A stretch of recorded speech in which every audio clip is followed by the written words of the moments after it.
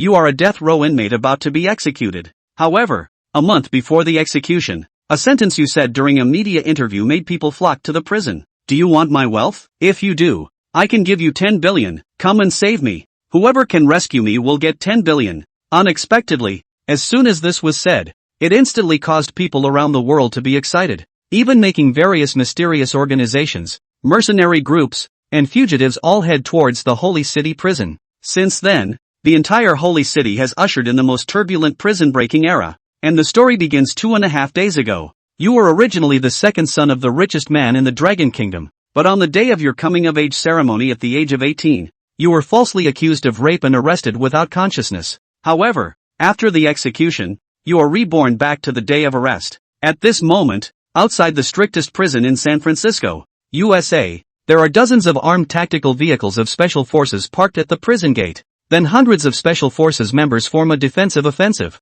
standing with live ammunition on both sides of the military vehicles, blocking the angry crowd and media gathered outside the prison gate. They are angry because of a rape and murder case in San Francisco, and the person they are condemning is you. This is a scandal that has shocked the world. Just tens of days ago, 2 female corpses were found in the Beverly Hills villa where you live. After the autopsy, these 2 female corpses were identified as mother and daughter, the older one about 35 years old, and the younger one only 8 years old. They did not decompose and died of suffocation after being raped, but this alone did not cause a sensation worldwide. In the subsequent investigation and evidence collection process, as many as 18 female corpses were found in your villa, with varying degrees of decomposition. The longest time of death was 4 years ago. The cause of death was suffocation after being raped. This demon started committing crimes at the age of 14 and has committed 20 murders so far. This is a disgrace to the whole of California. It took 4 years to capture the killer, leaving even the California police officers silent, faced with a shocking case, with solid evidence. Even though the Sioux Group is a big conglomerate and has connections in this money-driven society, it cannot change your fate of being sentenced to death. This is what the public wants and what the people desire. At this moment, a journalist named Lou Ruyan came to you with a camera. It was also at this moment that she saw the appearance of the death row inmate clearly, a standard oriental face, standing at a height of 1.82 meters. He was not thin but not strong either. Perhaps the rumors outside were all true. Although he was extremely evil, he could also be considered the most handsome death row inmate in history. Lou Ruyan was somewhat stunned. She couldn't understand why. With your looks and family background, would there be a need for rape? No, even if you really rape, there is absolutely no need for murder. After all, with your family's wealth that can rival a country, there is nothing that can't be solved by spending money. Not only Lou Ruyan, many people have doubts. It's understandable if you only listen to the story, but upon deeper reflection, there are too many illogical parts that cannot withstand scrutiny. It was at this moment that the warden had already arrived by your side, smiling faintly as he spoke to the dozen or so reporters in front of him. You can now ask Mr. Sue any questions. The woman with the smoke-like eyes quickly raised her hand and, following the warden's gesture, she hurriedly asked the long-standing question that had puzzled her for so long. Mr. Sue Han, why did you want to murder that mother and daughter? At this moment, all eyes were on you, including the audience watching the live broadcast on TV and mobile phones. They all wanted to know the answer. Murder? He. You laughed. Do you believe that I would go and commit murder? The whole room fell silent in response to your question. Who am I? The second son of the richest man in Longwa, the second heir of the Sioux Group. Even if my elder brother inherits the Sioux Group in the future, I can still receive $1 billion subsidy. So what kind of woman can I find? You look indifferent, and the disdain in your bones makes many people want to defend you. However, the evidence is conclusive, and there is no trace of a flaw. It seems that someone wants to kill you. Obviously, they succeeded. You continue calmly, saying, I will be sentenced to death in a month. Everyone is shocked to hear your words, and this news is being broadcasted to the world through various live channels at this moment. This message was originally blocked to give the Sioux Group a final dignity, but now you have exposed it yourself. The warden was obviously displeased, slightly furrowing his brows, signaling the guards to take you to prison. It was at this moment that you turned back with interest and smiled faintly. Since I'm about to die anyway, why don't we play a game? I'll offer 10 billion, no matter what method you use, as long as someone can get me out. I'll give them 10 billion. As soon as these words were spoken, the whole scene was in an uproar. The warden muttered that it was not good, and the atmosphere on the scene seemed to become tense. He quickly had people seal off the prison, drove away the reporters and onlookers, and personally escorted you into the prison. However, no one expected that just because of your words, The entire California was shocked, and even every corner of the world was broadcasting your unruly image, causing widespread panic. Who can save Su-han and get him out? A reward of 10 billion. At this moment, countless people are moved. They no longer care about the truth of this case. They just want to verify whether the second young master of the Su family can really come up with 10 billion. After all, as long as the money is real, nothing else matters. At the same time, in the Amazon rainforest, a 2-meter-tall giant was seen pushing aside the bushes and entering deep into the jungle, where several tents were set up. He crouched in and, with a serious expression, said to a man in camouflage, "Boss, Robert has sent a message. The matter about the young master of the Su family is true." Upon hearing this, Aang just nodded. Then he opened the laptop on the desk with great interest, and the screen was playing the scene inside the Church of the St. Quentin prison. Looking at Su-han's appearance, Aang pondered. 10 billion. The reward for this task was simply too extravagant. For their mercenary team of more than 10 people, the reward for a single task was probably only 2 to 300,000. With better tasks around 500,000. If they were lucky, there might be tasks worth around 1 million. But for this kind of task, they might not even get one in a year. With 10 billion, as long as they completed this task, they would receive 10 billion. To be honest, he was tempted. Faced with a huge temptation, even if only 1 in 10 survived, he was extremely tempted. 10 minutes later, Aang lit a cigarette, took a deep breath, and said in a deep voice, "Oh gee, go tell the brothers to cancel the current mission. Our chiefing team will take on this 10 billion big order." At that, Augie perked up as well. "Okay, boss, that was $1 billion.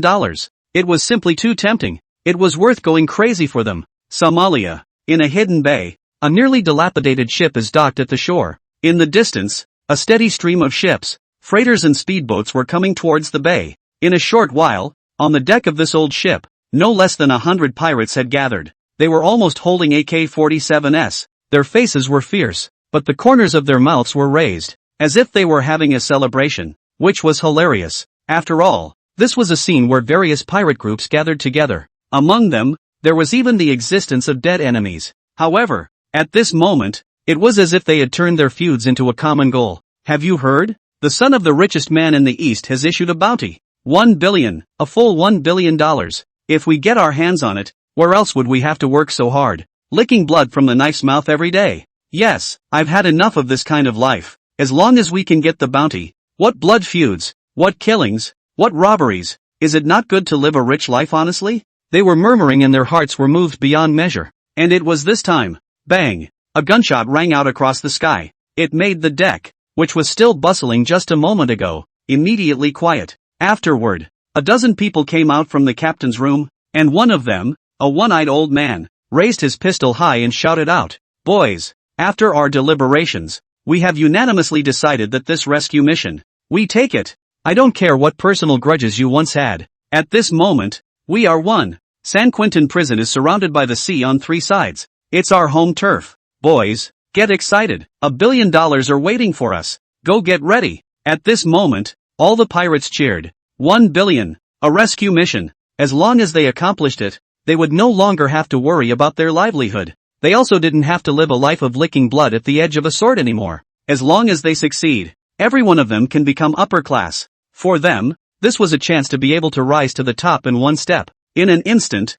a boat, facing the wind and waves, moved forward towards hope. Not only that, Rice Country. Overnight, the Navy SEALs, known as the strongest special forces in the world, all had dozens of active special forces soldiers applying for retirement. Snow Bear Country. Dozens of huge men with tall stature chose to enter the Rice Country from Alaska in batches. Big Chill. Sakura. Hordes of unknowns, choosing to enter the country in small groups at the airports of major states and counties, have marched towards California. There are even people from various countries, choosing to travel by route from Mexico. Chaos. This time completely messed up. Just 10 hours after Su-han verbally released the bounty, there was a large number of people with unknown identities that infiltrated into the country. And that's just the advance team for this rescue. More international mercenaries, retired special forces, as well as various forces. They were all heading towards Rice. One time, after counting, California's tourist population has doubled at least tenfold compared to the peak season. Even the population of California began to skyrocket.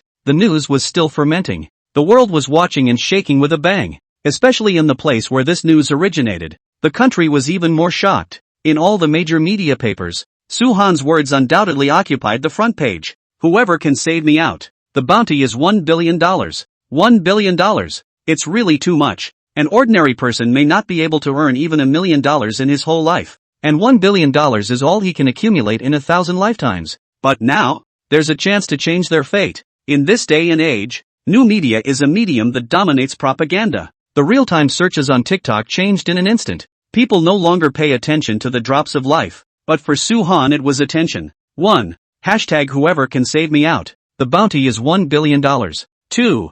Hashtag the son of the richest man in the dragon country has issued a bounty to the world. 3. Hashtag Suhan hashtag. 4. Hashtag San Quentin prison, California hashtag. Subsequently, another real-time hot search was topped. 5. Hashtag airfare for all of Rice is booked until 3 months from now hashtag. 6. Hashtag Miami's major international airports are overcrowded hashtag. And on Facebook, a related question also appeared. It directly dominated the top 3 of the hot topic list. The only chance for an ordinary person to be promoted to the rich and powerful descends. If you were asked to rescue Suhan, what would you do? Once this question was sent out, after 3 hours of fermentation, there were 100,000 plus replies. What to do? Of course I choose to watch the show. Civilians like us? It's good enough that we can take care of ourselves. Should we really travel to California and storm San Quentin to rescue people? There's a proper army stationed there. Of course, this was the average person's answer. There's average, and then there's second rate. Ahem. I've already bought the equipment. Just waiting for my little friends to be ready to rush into San Quentin with me to save Suhan. At that time, $1 billion will be ours. Compared to these mediocre replies, there was someone else who specifically analyzed the matter. I'm not talented. I'm here to analyze a wave of analysis for all of you who are watching, who are preparing for the prison hijacking and the netizens who have already embarked on the journey. First of all, before we act, we have to ask 2 questions. Question 1, does the matter of rescuing Suhan work or not? Question 2, once he is rescued, then can we get a share of the $1 billion that he verbally offered as a reward? In regards to this question, I will analyze them one by one for everyone. First of all, let me start with Suhan's background. He is low-key and has been studying in the United States, and it was only after this major case was exposed that he was exposed as the second son of the Su group. He also has an elder brother who is the future heir of the Su group, so even if Suhan dies, it won't shake the Su clan group's inheritance at all. Instead his big brother might be even happier. Then the question arises, does Suhan have a $1 billion bounty or not? The answer is obvious. Suhan, although low profile, but I use the relationship, after some investigation, learned that it's from the age of 10, has shown a phenomenal investment talent. A loan can be found on the surface of the assets, leaving aside the Su group outside. It has been as high as $30 billion. This includes real estate, equity, stocks, liquidity, and a conservative estimate. Liquidity would be around $8 billion. So, it's easy for him to personally come up with $10 billion. This problem is solved. So how should we rescue Suhan? First of all, we need to get a detailed map of San Quentin prison. This is simply impossible to see from Google. But the San Quentin prison was designed by the Lighthouse Nation's great master himself. So to get the map, we also need to find the descendant of this great master to take a chance. Since there's a chance that the map won't be available, it greatly increases the difficulty of the rescue. And according to my statistics, with the descriptions of some of the ex-prisoners, there are roughly 300 standing police officers in the entire San Quentin prison, of which civilians make up half. There are currently about 200 inmates in the prison. So the best way to rescue them would probably be to gather a special force of over 1,000 men for a forceful attack. That's right, it's just a direct crushing hit in. But remember, there is a troop station 260 kilometers away from San Quentin prison. If you attack, you'd better time it right. Once the troops provide support, the consequences can be imagined. Not long after, another highly liked reply appeared, and in just 3 hours, there were already 50,000 likes. You guys can take a break now. I observed the real-time movements of the Sacred Capital International Airport. For now, the flights are all in a saturated state, with a full 3 times more passenger traffic than yesterday. And that's just this morning's statistics. I forgot to mention that foreign tourists make up a large portion of the total, and they're all big and strong. How can I describe them? Hollywood hunks. That's right, Hollywood hunks make up 80% of the tourists, and agents in suits make up 20%. And that's just the Sundown Airport. Rumor has it that Alaska and Mexico are having problems, and even the military has rushed to the border to suppress it. So don't blame me for not reminding you all that it's better for your friends in Sacred Capital not to go out. And if you have the means, You can stay in a different city for a month. No, not only sacred capital. Don't even stay in California. Let's all go. For the next month, the whole of California won't be peaceful. There was a lot of talk and opinions on the internet.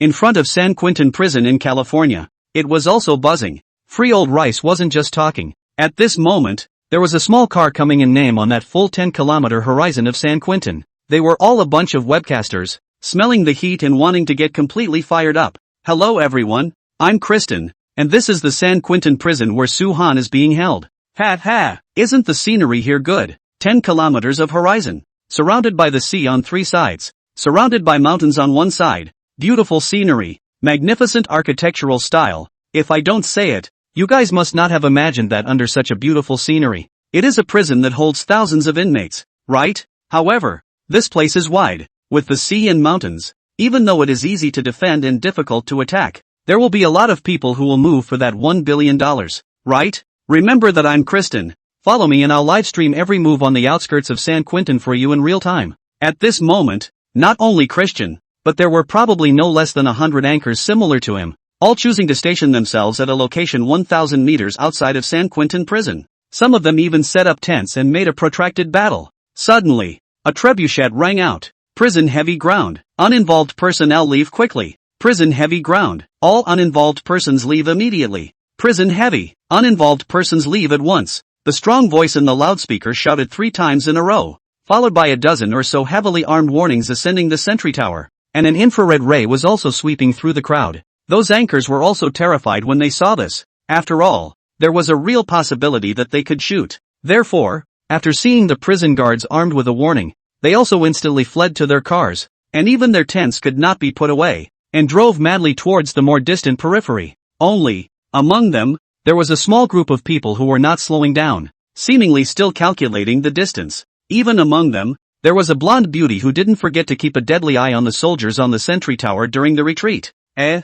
AR-15 style automatic rifle? Caliber, 5.56 by 45 millimeters. Effective range, 550 meters. Magazine, 30 rounds. Oh, it's also equipped with an M9 pistol. At this moment, she could tell that the basic equipment of each of the warnings. However, this was still only on the surface, but it was not clear about the deeper equipment within the arsenal. If they relied on these equipments alone, they could completely break into the prison by force and rescue a person in the form of forceful suppression. And although the rate of death and injury would increase, the difficulty of the mission would be drastically reduced. But San Quentin prison would be difficult once they requested support from the nearby army. Once the army is mobilized for repression, perhaps there will also be armed airplanes to support the paratroopers. Armed tanks, ground reinforcement. The key to open this mouth. The future of San Quentin prison's defense level rises. It will be even more difficult to do. So, in the end, should we choose the means of quick attack? Hard to break into the rescue?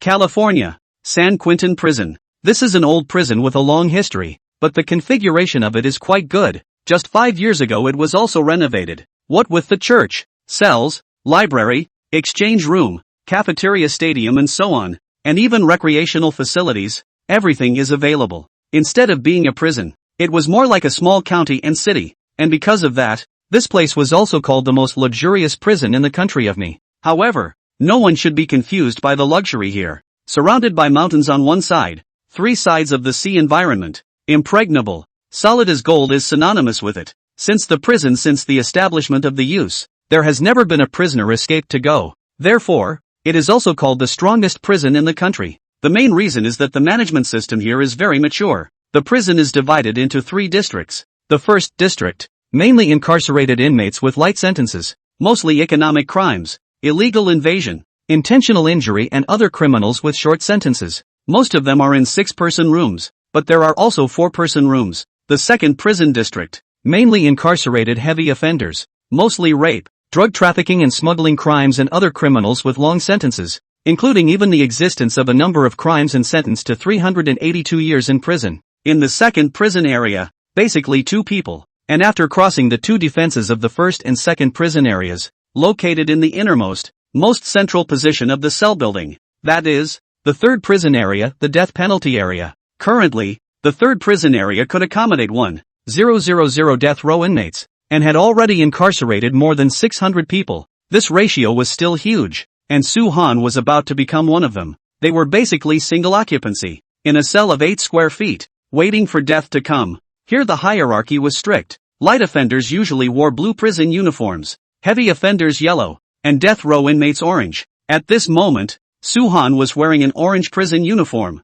escorted by 4 prison guards with loaded guns, entering the first prison area. Logically, he should have been escorted to the third prison area, which was located at the very core of the cell building. But when he arrived at the end of the corridor, he didn't unblock the door to the second prison area. Instead, he was led by the prison guards to enter a 4-person room around the corner and stopped. Drop. The prison guard swiped the card to open the door access, just opened Suhan's handcuffs, for the leg shackles did not even look at a glance, and pushed him in. Thud. The cell door closed. Suhan moved his sore wrists and swept a week. This place was a quadruple room, roughly 20 square feet of space, furnished with 2 bunk beds, a desk, and a TV capable of watching the news. And the innermost position was an independent bathroom. By all rights, he should have been put into a single room in the third prison area. Obviously, this was also done on purpose. And the other 3 people in this 4-room cell were also the 3 death row inmates who did not conform to the rules. They were all wearing orange-colored clothes, which was that conspicuous within this still bright cell. Are you Suhan of the Su clan? A big man with arms thicker than Suhan's head stood up and glared at him with a fierce gaze. His height was visually estimated at 1.92 meters. Even the 1.82 meters Suhan would have to raise his eyes to look at him. However, Suhan just swept a glance and sat himself down on one of the beds near him. Hey, kid, that's my bunk. Suhan still paid no attention to it. Instead, he was gazing at it in contemplation. That's right, me, Suhan, reborn again. The first time I was reborn, I became the second son of the richest man in the Dragon Kingdom, and by virtue of my foresight and deep heritage, before I turned 18 years old, I was already in charge of no less than $100 billion in assets. But on my 18th birthday, I was framed for rape and murder and executed. But it seems that God favors me. I am back again. Only, this time, I'm back on the day I was escorted to prison. It was a hellish start, but not without the possibility of turning the tide against the wind. I know myself well. I was set up. And the setup had been 4 years in the making. Such a long term of bureau. Just wait for me to adult to execute. Visible this set me up not only the person extremely deep city, have stamina, or my side extremely close to a person. This was not a simple planting of evidence, but since God has given me a chance to start over, I must grasp it. 1 month. I still have a month. If $1 billion is not enough, then $10 billion, or even $100 billion. He knows the laws of this world too well. Money comes first. With so many outlaws, he doesn't believe anyone can resist the temptation of $1 billion.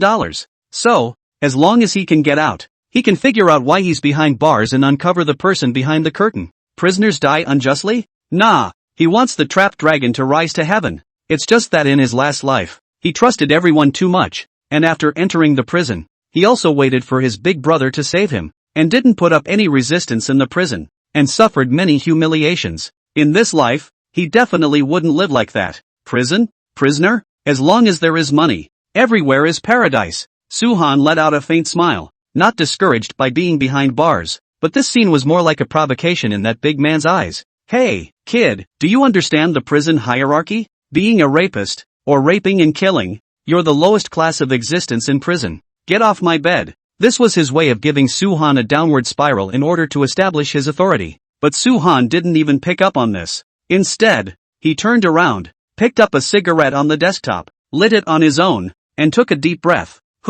Seeing this scene, the big man became even angrier. Shit. Saying this, he fucked up that casserole-sized fist and hit towards Suhan. The other 2 death row inmates didn't take a stand, but just sized it up with interest, as if they were thinking about something. Soon, that fist was about to blast above Suhan's face. Suddenly, Suhan lightly exhaled a mouthful of smoke and let out a faint smile. Ha, Blake, you are still so brainless. His tone was flat, unperturbed by the chaos, and he raised his eyes to look at Blake in this manner. At those words, Blake froze. His fist also stopped right before Suhan's face. He was confused. Within the prison, everyone was known by their code names. For example, Blake was 009527. Only those who were particularly familiar with each other would know their respective names. Unless, not long after, Blake's forehead was covered in a dense layer of cold sweat. Watching Blake stop the action in his hands, Suhan still smoked his own cigarette. A mouthful of smoke spat on Blake's face, and smiled faintly.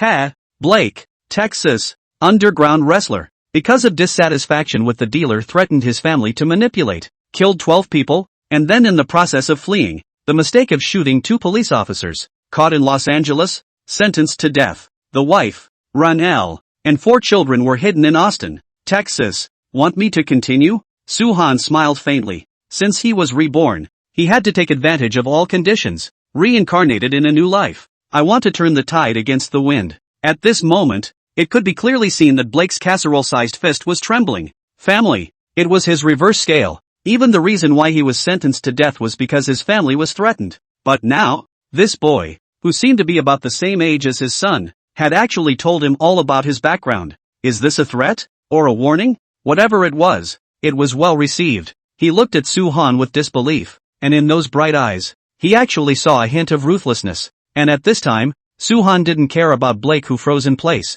Instead, he turned his head to look at a skinny monkey who was gloating on the side. Ryan, what are you laughing at? Saying that, Soo-han looked towards a stout old man sitting at the far end of the room. And Lawson, you better not act rashly. His tone was flat. A cigarette was smoked and directly pressed on Blake's one big hand. Zzz. Blake felt the pain on his fist. A cold sweat dripped down, just about to draw his hand, but was stopped by Soo-han. Don't move. The 3 vicious death row inmates all stopped their hands, especially Blake. Even though the pain from the burns assaulted his heart, he only dared to maintain his party's movements, not daring to move a single muscle. At once, the atmosphere in the cell was tense, but in the face of this ruthless teenager, the 3 of them on death row really didn't dare to move a bit more. Soo-han. It was clearly a teenager who had just reached adulthood not long ago, but on his body, it seemed as if he was no longer exuding an intimidating aura of superiority all the time. That's right, people really do have an aura. Whether it was Blake, or Ryan, even if they were placed in a crowd, they could be seen at a glance, and even from his eyes, one could read that they dared to kill, and had actually killed. They had an aura that gave people the creeps. This aura was similar to the ancient killing and death aura. Even a glance from afar would send shivers down one's spine. But even though their auras were all so strong, they still couldn't cover up Soo-han's one-person ascendant aura. It was as if the king was in the world. It made them tremble in their hearts. Is he really that legendary, modest and cowardly young man? How is it completely different from the information? The 3 of them were stunned. The oldest Lawson slowed down first, followed by the skinny monkey Ryan, and finally Blake. Seeing this, Soo-han did not take it to heart. After all, having the disaster of being in jail in his previous life had made him quite aware of the situation in the cell. At least, for these 3 people, he knew it like the back of his hand. This wave, for the sake of deterrence, he just wanted to let these 3 death row inmates know that even if it was their scales, he himself could fluctuate at will, or even, if he wanted to, there was no harm in tearing them apart. Obviously, this wave of deterrence was still very successful. The 3 old geezers were completely bluffed by this junior. Seeing this, Soo-han once again pulled out a cigarette and spiked it on his mouth. Only, unlike last time, this time, not only did no one heckle, even Blake endured the paroxysm of pain in his hand and picked up the lighter, lighting it for him. Soo-han nodded with satisfaction, exhaled lightly and continued. All right, now you guys should say something, right? His tone was still flat. However, when the 3 of them heard it, their hearts were shaken. Sure enough, he had his hand in the sky. He knew everything. Blake and Ryan looked at each other, and all of them cast their eyes on Lawson. And after a few seconds of contemplation, Lawson also changed his look to an amiable one and came to Soo-han's side and said, Mr. Soo, I don't think I need to introduce myself. That's right. Just 3 days before you came to us, Quentin, we received news from outside. As long as you are targeted, you will be rewarded with $5 million. As for who exactly issued the mission, we were never informed. However, after meeting you, I do have a new choice. Perhaps it should be like that old saying of yours in the East, that we can keep our hands off each other, as long as you don't make things difficult for us. As the words fell, the remaining 2 also nodded, and Soo-han was also deep in thought. It occurred to him that in his last life, he had indeed been targeted everywhere this month, but he thought that there must be someone running around for his being falsely accused, and that he would be able to get over it after enduring it for a while. But the matter was willing to be, and until he was executed, he didn't wait for a savior. So, the reason why he was restricted everywhere in the prison was because someone had bought off the guards and inmates and was deliberately screwing himself? Oh, bullying me is only worth $5 million?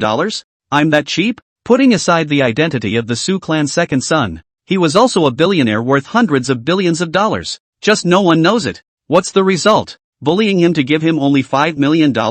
Shit. He cursed and took a deep drag on his cigarette. That's all. Money. I have plenty. It just so happens that I lack 3 servants. Just the 3 of you. From today onwards, serve me. I'll give each of you this amount for a month. Saying that, Suhan stretched out 2 fingers. 2 million? Blake exclaimed in shock. It seemed that he hadn't thought at all that there was such a good thing waiting for him. Originally, Blake had felt that the opportunity to reward his family was lost. After all, he was caught by Suhan's soft underbelly, which was the same as giving up that $5 million mission. Money. He was too short of money. His wife, his children, had all taken on huge debts for him, and could not make ends meet. But now, as long as he serves Suhan, he can get the 2 million bounty. Why not? He's going to die soon anyway. If he can make a fortune for his wife and kids before he dies, he would be willing to work as a horse and a bull, not to mention serving someone. Only, unlike Blake, Ryan was originally the second in command of a gang in California,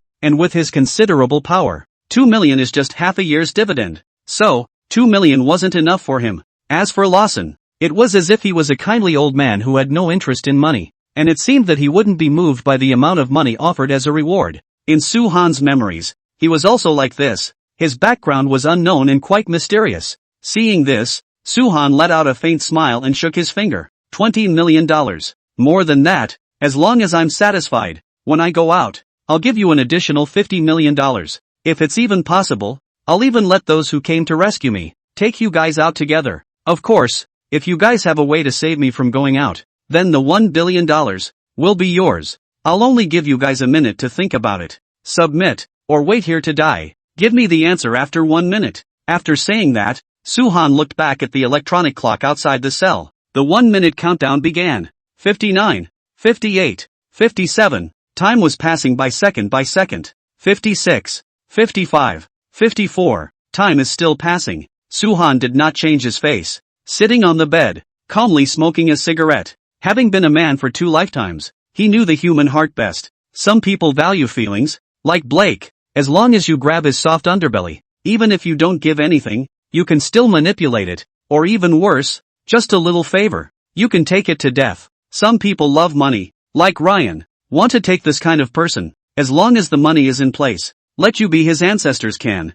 There's another type of person who doesn't love money or relationships, like the mysterious Lawson. He seems to have no desire, but people have desires. People's desires are nothing but money in life. Since money can't be taken, then if, say, he is given a chance to regain his life, will he not be moved? As long as the target is targeted, there is really no one who can't be taken. Suhan smiled faintly and glanced towards the door without slowing down. Then spoke. Alright, time's up. You can tell me your answers. As soon as the words fell, without saying a word, Blake directly changed his posture and knelt down in front of Suhan. Boss, I'm willing to accept. At those words, Suhan nodded. Only in the next moment, his words changed. Remember your identity. You are not my subordinate, but my servant. Blake shook his head for a moment. A good master. Servant? In order to earn the next $20 million for his wife and son. What's wrong with being a dog? He had realized this long ago. Immediately afterward, Suhan looked at the skinny monkey Ryan.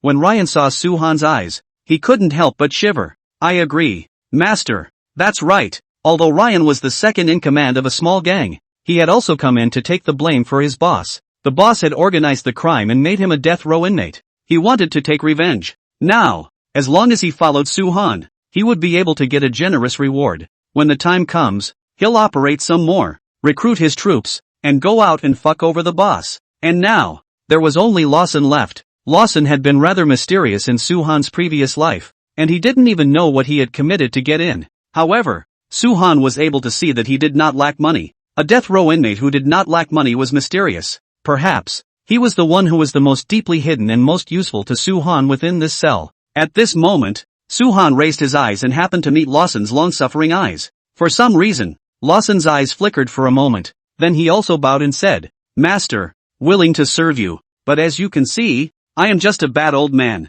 perhaps not worth $20 million.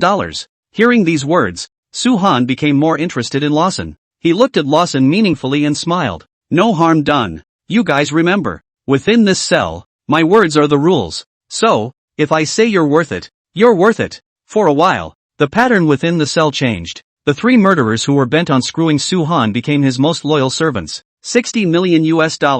Buy a moment of purity, and gain 3 useful servants. How to think how worth it. Only Soo-han did not realize that because of his decision today, he saved his life in the future. At the same time, the first prison area duty room. Dropping. Barton swiped his card and entered the duty room, complaining with his mouth full of complaints. Damn. The benefits are all collected by that guy Baldur. And the dirty work is all for us. The point is, those evil inmates, do they deserve to be treated so well? He put down the baton in his hand with righteous indignation and sat down on a chair. The Bauda in his mouth was the deputy supervisor of the first prison area, who was usually very heavy-minded and not very popular, and he had just stepped into society, and was most displeased with all this. Now it's the night shift, and he and Neo are the only 2 guards working the so-called gazing shift in the duty room. Neo was an old fart, in his 30s, and was used to all this. He picked up a glass of water, handed it to Barton, lit a cigarette and laughed. Forget it, why bother? You should think of it this way, without Baldur,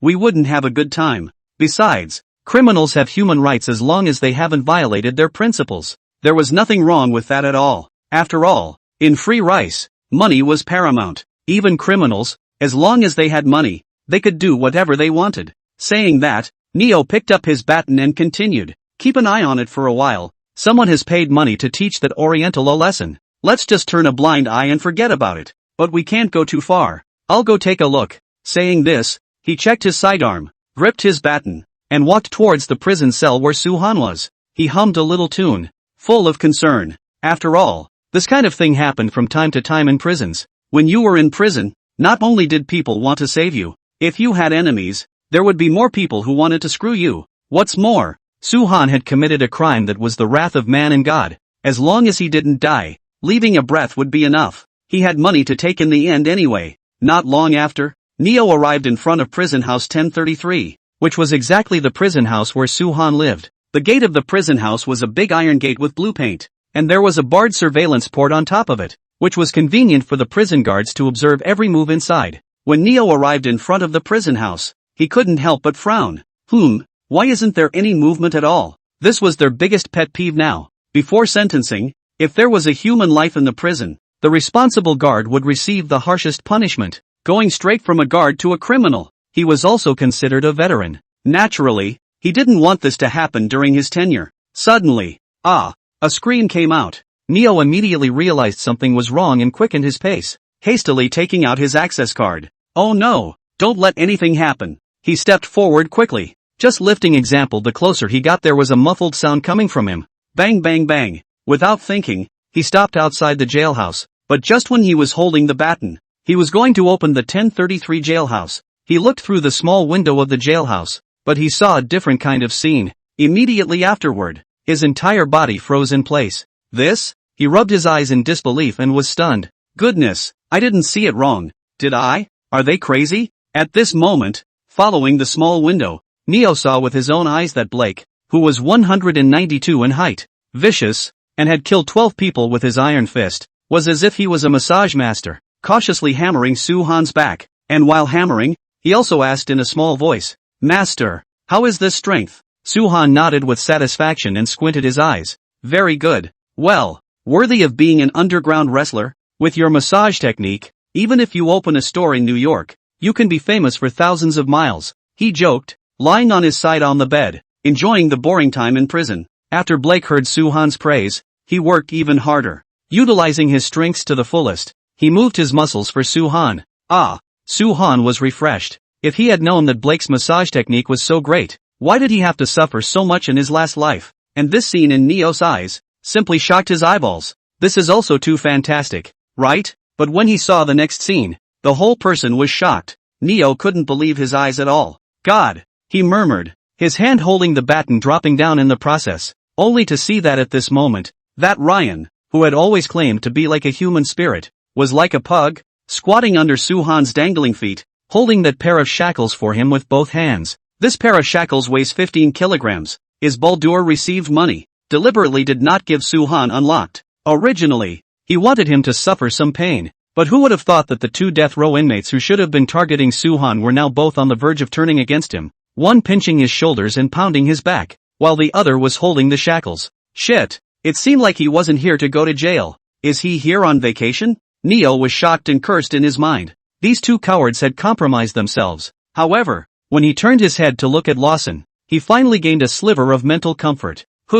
Luckily, Lawson didn't go along with them. He secretly celebrated and praised Lawson in his heart. But just at this time, Lawson, who was holding up the newspaper to watch, was the one who got up, respectfully came to Su-han's side, and began to recite, "Master, here is a piece of news that might interest you." In an inconspicuous position on the economic page, it reports that Su Clan stock, after months of plummeting, has risen since yesterday. As for the rest, I went through the newspapers for nearly 3 months. Only at the beginning of the incident, there were scattered reports, and they didn't make it to the headlines. And at the back, they were completely gone. Upon hearing this, Su-han did not open his eyes, but only nodded bashfully. It was reasonable to say that from the time he was arrested, to the time he was now imprisoned, 3 months had already passed. It was inevitable that Su Group's stock would plummet. But surprisingly, after such a long time, there were no other news about Su reported in the newspapers. This could only mean that someone was deliberately blocking the news.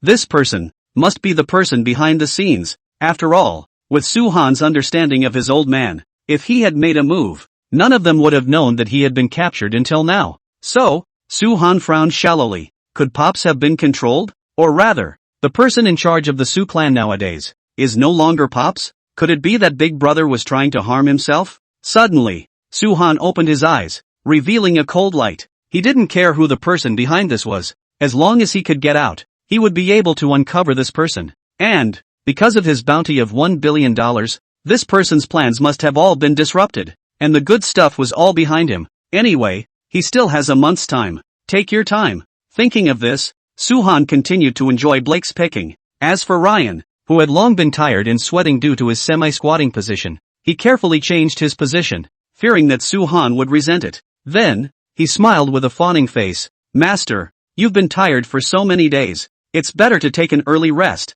There are my people in the cafeteria. Tomorrow I'll find someone to prepare a rich meal to receive you." Hearing this, Su-han let out a faint smile. "Very well, I'm starting to look forward to it. However, it's still early. There's no rush, no hurry." Saying that, he closed his eyes once again, but this made Ryan suffer. He was originally also the second in command of a not-so-small gang. Who could have thought? Now, he had become a chain restorer, but even so, he was willing. After all, not only was Su-han good at recognizing people, he was also good at recognizing people. He could see that Su-han was the kind of person who kept his word, and as long as he served Su-han peacefully, he would definitely be able to get $20 million a month later. As for the additional $50 million and escaping from here, he didn't put it on his mind. After all, he was clear that if San Quentin prison was so good to escape from, it wouldn't be called the strongest prison in the meter. And, San Quentin prison was not as simple as it appeared, even though he couldn't get that $1 billion. But for $20 million,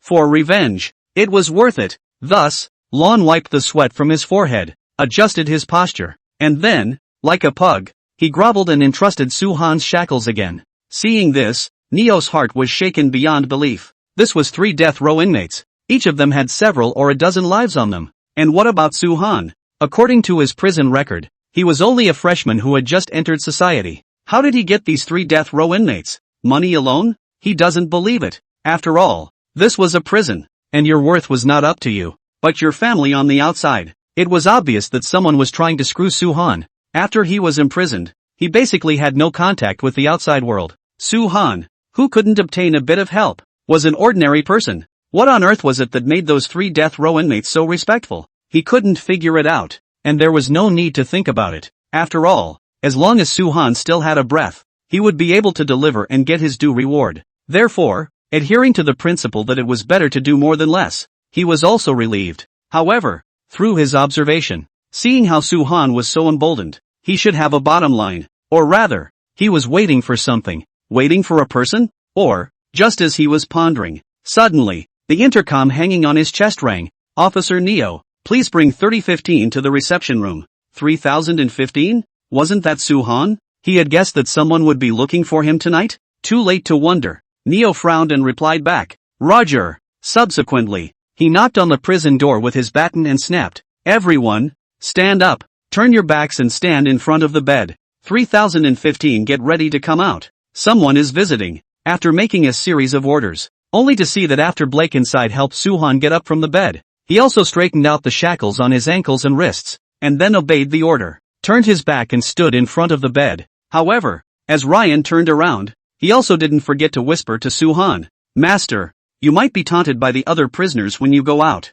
Don't take it to heart for now. I'll teach them a lesson when I let out tomorrow." Soo-han lightly laughed. No harm done. With that, Neo opened the prison door, and with the cooperation of 2 other prison guards, this led to handcuffing Soo-han and lifting him out. "Thanks for your hard work." After Neo greeted the 2 guards, he also led Soo-han towards the direction of the reception room. Sha-la, sha-la. In the long corridor, a sound of shackles rubbing against the ground came out. Neo followed Soo-han, escorting him at the back, and couldn't help but sigh in his heart. This Easterner was so mentally strong. It was a sense of looseness that he shouldn't have. It was as if he was telling others that he was here on vacation. It was a feeling of being an anticlimactic. It was arrogant. It was arrogant. It made Neo, an old fart, get a little upset in his heart. But just at this time, suddenly, Soo-han stopped his steps. Neo frowned. His right hand lowered to touch his waist and called out sternly, "What are you doing?" Upon hearing this, Soo-han turned around and smiled faintly.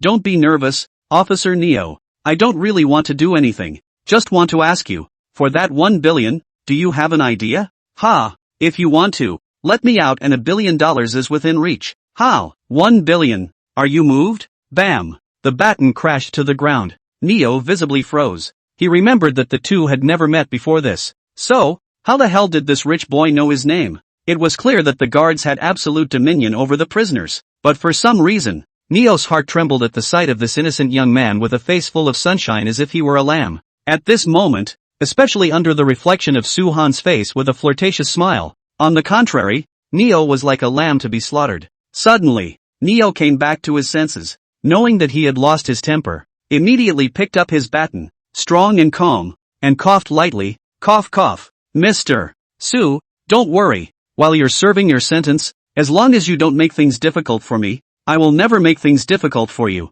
His heart palpitated. Soo-han's aura was too strong. It was completely a superior's aura, seemingly able to make everyone submit to it. It could not be messed with. He was an old fart, and he was the best at saving his own ass, and he had no intention of messing with Soo-han. Seeing this, Soo-han lowered his eyebrows and glanced at Neo. Neo also understood Soo-han's meaning, and immediately took out a box of cigarettes from his pants pocket. Took out 2, and after lighting them for Soo-han, he himself also smoked one. Soo-han lightly exhaled a mouthful of smoke, completely puffing on Neo's face. Then, he let out a faint smile and said meaningfully, "Officer Neo, I'm sure you know my identity." "Ha, well, have the guts to let me out? Once I go out, $1 billion will immediately be transferred in your account." He was slightly playful. Even when facing a prison guard, his face remained unchanged. It was as if he was the master in this prison, completely turning against the guest. With Soo-han's second reminder, Neo finally realized that Soo-han was not joking. He was the devil, wasn't he? How dare he lure a prison guard towards a crime so openly? But that was $1 billion. A whole $1 billion. Neo's years of service are not short, and his salary is not bad, but his monthly salary is only $6,000 to $7,000. Even with all the benefits, it's only about $150,000 a year. $150,000 a year. $1.5 million for 10 years. 100 years. $15 million. 1,000 years is only $150 million. To make enough for $1 billion, he'd have to work for about 7,000 years. And now, there was an opportunity right in front of him. As long as he could put Soo-han out, he would be able to obtain $1 billion. To be honest, his heart was moved. Suddenly, Soo-han patted Neo's shoulder and teased, "Officer Neo can think about it. There's no rush. There's still a month before my execution anyway. Of course, if you feel that you don't have enough ability, you can also choose to find someone to cooperate with. As for how to distribute the $1 billion in the end, as you wish." Soo-han's seemingly glib statement was like a hammer, pounding heavily on Neo's not-so-stable psychological defense. At this moment, Neo fell into deep thought. Even if the cigarette was still burning, he couldn't feel the heat wave hitting his fingertips. $1 billion.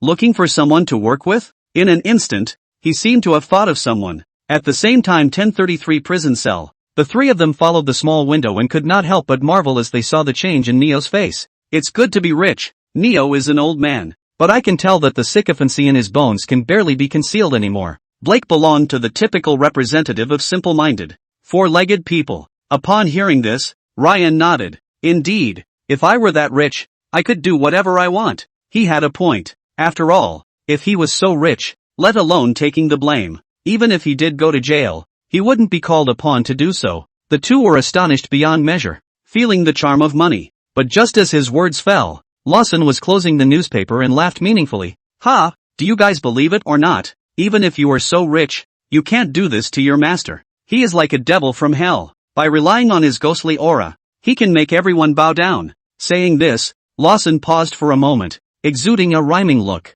Immediately afterward, he turned his words around and continued. You guys remember, from now on, treat yourselves as a slave, serve your master well, and definitely don't have second thoughts. I am doing this for your good. With a serious tone, he exhorted. And also then he took it upon himself to read the newspaper again. And upon hearing this, Blake and Ryan nodded in unison. Just the next moment, Ryan seemed to have thought of something and rose with a bitter face. Hey, I'm now looking forward to the fact that those rabbits under me must not provoke the master. On the other side, after Suhan extinguished one of his cigarettes, he laughed. Let's go, Officer Neo. With his call, Neo also snapped out of his longing. His body trembled and his entire face went pale with it. For some reason, he always felt that this Eastern teenager was as if he had magic, and just a moment ago, he had already started to think about how he should spend the $1 billion.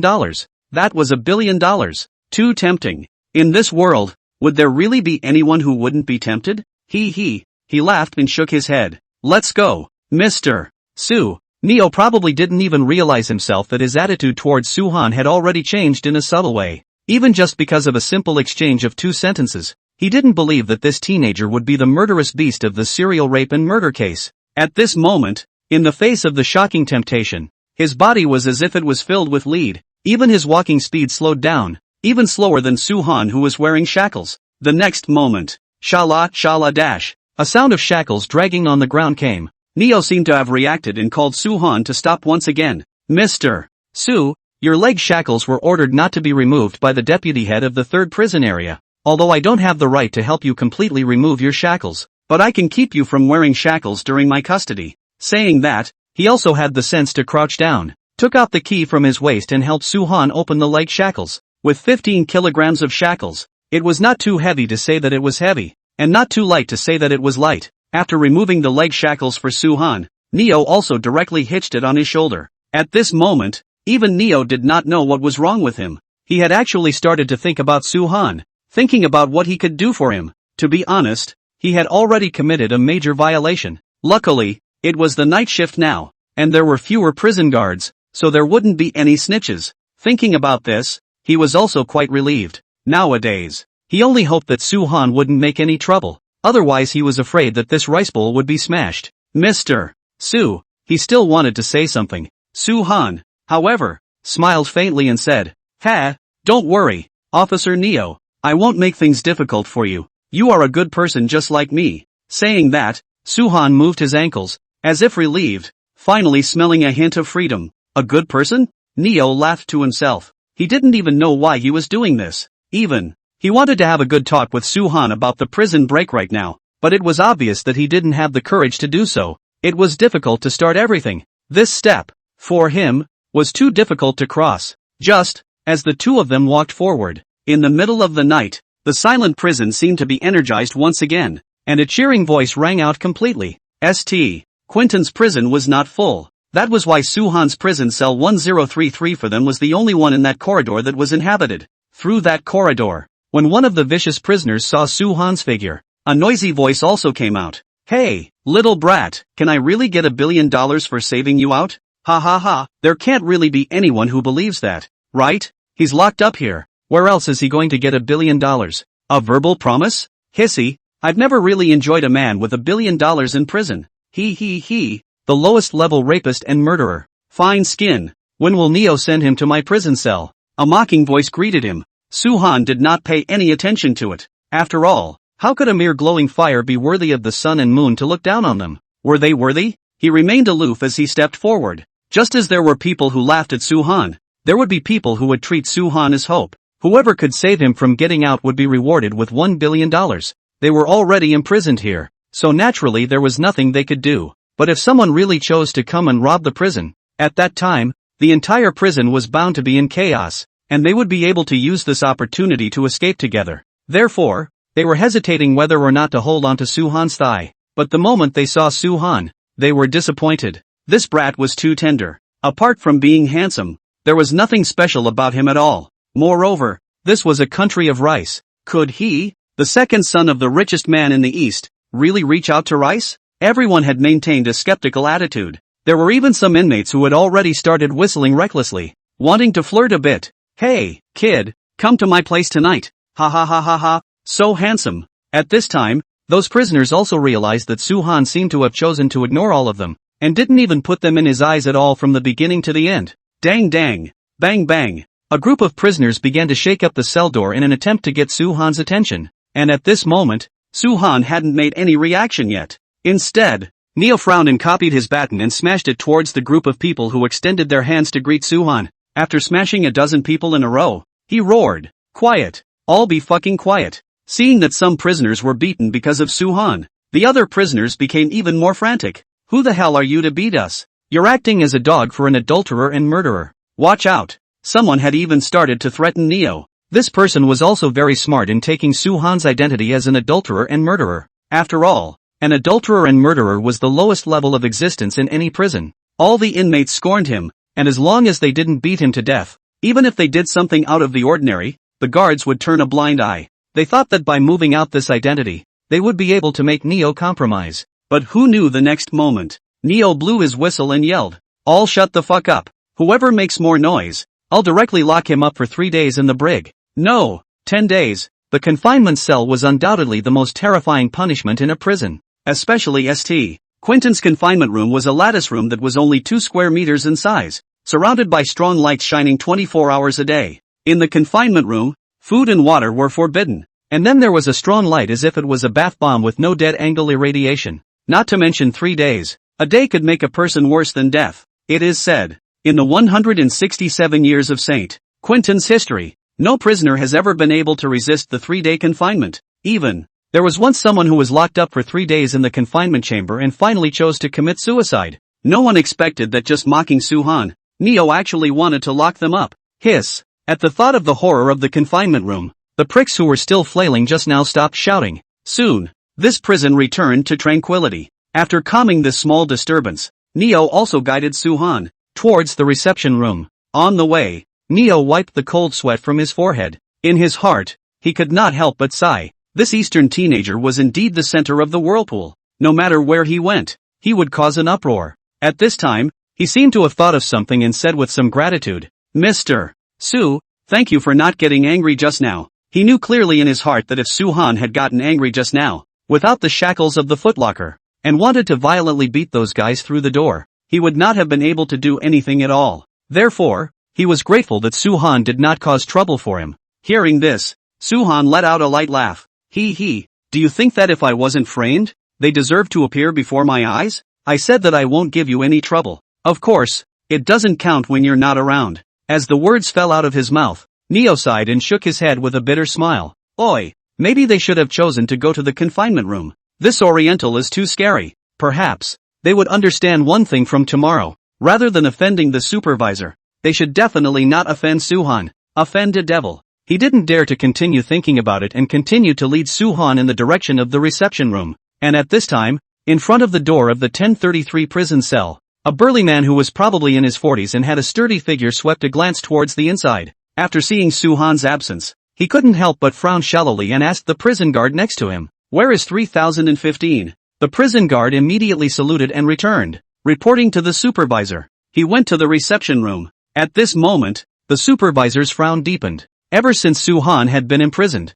the phone in his office was almost busted. Without exception, they were all various people who had come to learn about the situation, especially since it was revealed that Soo-han had actually offered a reward of $1 billion to find someone to save him. He hadn't stopped for a moment. This was not. He was just free, and he was planning to personally look for Soo-han. But as a result, Soo-han was even carried away. He was now in a big headspace. Soo-han's words, like those uttered by the media, were undoubtedly a time bomb. Not only did it make San Quentin's attention rise to a peak, it also made the danger level here come to a terrifying level. Here, it could be attacked at any time. A prison robbery. He had encountered it in his career, but this time was different. This time, It would be the most horrific prison robbery in all of California, even all of Rice, the whole world, ever. It couldn't even be called an attack anymore. It could very well be an attack on San Quentin. War. That's right, just because of Soo-han's words. There could be a war here. Moreover, this war is not a wave.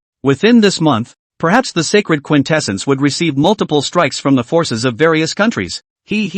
At the thought of this, the first supervisor couldn't help but let out a sigh. Worrying It was obvious that he was about to retire. How come this kind of thing happened before he retired? At this moment, the first warden's face had darkened to the extreme. I hope that the warden's proposal to the higher-ups is valid, so that there will be a garrison to come to St. Quentin to hold down the fort. He was only hoping for the same thing. After all, in the face of an incident that hadn't happened, the higher-ups wouldn't raise an army. People die for money, and birds die for food. Perhaps by the time the top reflected on it, it would be too late for everything. Hey, when he comes back, tell him to find me. He put down a sentence and returned to his office. Sure enough, the office phone was still ringing. He had no choice but to unplug the phone line, which cleared the air for a while. At this time, he looked up at the clock on the wall. Time was passing by minute, but during this long wait, it gave him a feeling of time standing still. Waiting, that was a really bad taste, especially when faced with the fear of the unknown.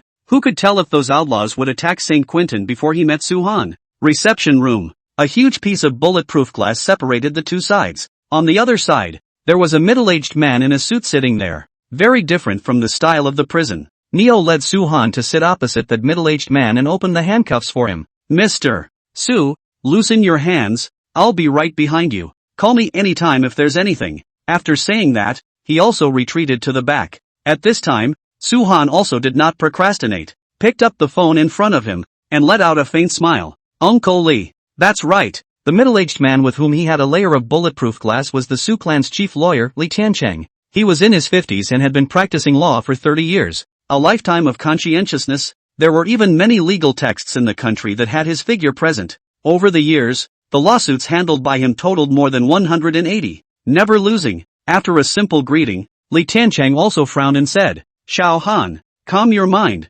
There is me circling outside. Also, non-essential situations. Don't have any conversations with the outside world like today. Don't worry. Your father has entrusted this matter of yours solely to me. The Sioux family has also found no less than 100 private detectives that are actively investigating this matter. You must be stable. Lee Tiancheng spoke in a serious tone. After all, Soo-han was too much of a child's play today. Today, what he did was undoubtedly provoking the law. Once someone hijacked the prison, then this matter would be a big deal. And in the end, even if his innocence was proved, he would still be completely wanted. But things had already happened, and he could only pray that everything wouldn't go in an outrageous direction. At this moment, when he once again saw this child that he had watched grow up, for some reason, there was always a different feeling. However, he knew since then that Soo-han was definitely wrongly accused. Only after a pause, he continued, Little Han, 3 days later, the Federal Court of the Western District of California will pass judgment on you. At that time,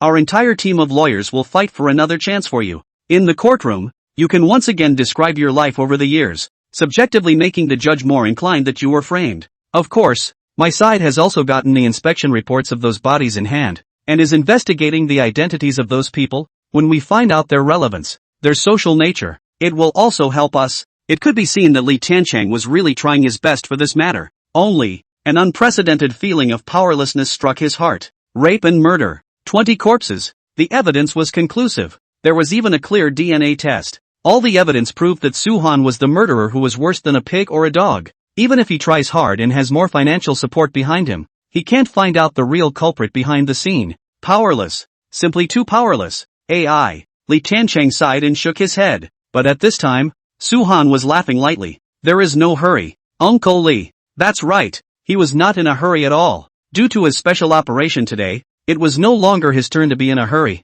Instead, the person behind the curtain would be a little more anxious. However, from Lee Tiancheng's mouth, he had also gotten a few messages. Father had actually given him full authority over this matter. This was also indicating that father might really have had some kind of accident, or had already left the control of the family and the group. Otherwise, with his father's character, not to mention anything else, he would definitely come to personally take a look at himself. In his last life, he had suffered so much that he couldn't think calmly, and in this life, nothing could stand up to scrutiny. At this moment, I'm afraid that not only him in prison, but the entire Su clan was undergoing a huge change. So, he couldn't trust anyone. Even this Uncle Lee in front of him, who had watched him grow up, could not be trusted. It seemed that tomorrow, he would have to find a way to get in touch with the outside world for a bit. Thinking of this, Su Han continued, Uncle Lee, I'm counting on you. Li Tianchang sweated. Where are your words, little Han? Right. I also have to remind you, be careful of your big brother.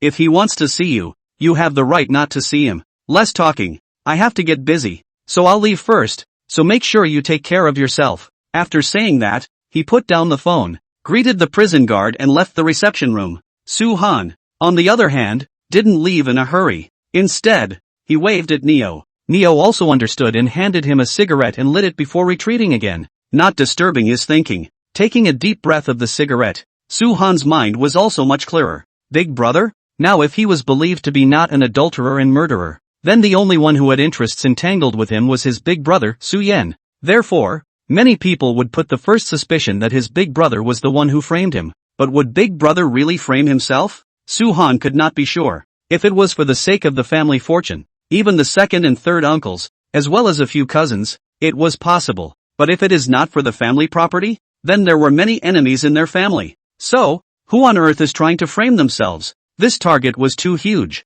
Su Han didn't have a clear goal, but he could be sure of one thing now. As long as his bounty went out, then more than just the people who wanted to take the bounty would move. Even the person behind the curtain would move. Finding out who was behind it was inevitable, but what he should consider now was how to get out. After that experience in his previous life, he also understood that eggs should never be put in a cage. Rescue from the outside world was necessary. He, himself, would have to find a backup way out within the prison as well. At this time, Neo carefully came to Su Han's side and reminded in a low voice, Mr. Su, it's time to go back. Su Han dropped his cigarette and nodded. Let's go. He got up, and Neo began to handcuff him. Only under the influence of those $1 billion, he didn't rush to put on Su Han's shackles. The duo returned the same way and soon entered the first prison area once again. Only this time, it was very different from the party. Under the threat of Neo's confinement cell, the group of prisoners were also honest and did not disturb Su Han. As Su Han walked, he was thinking,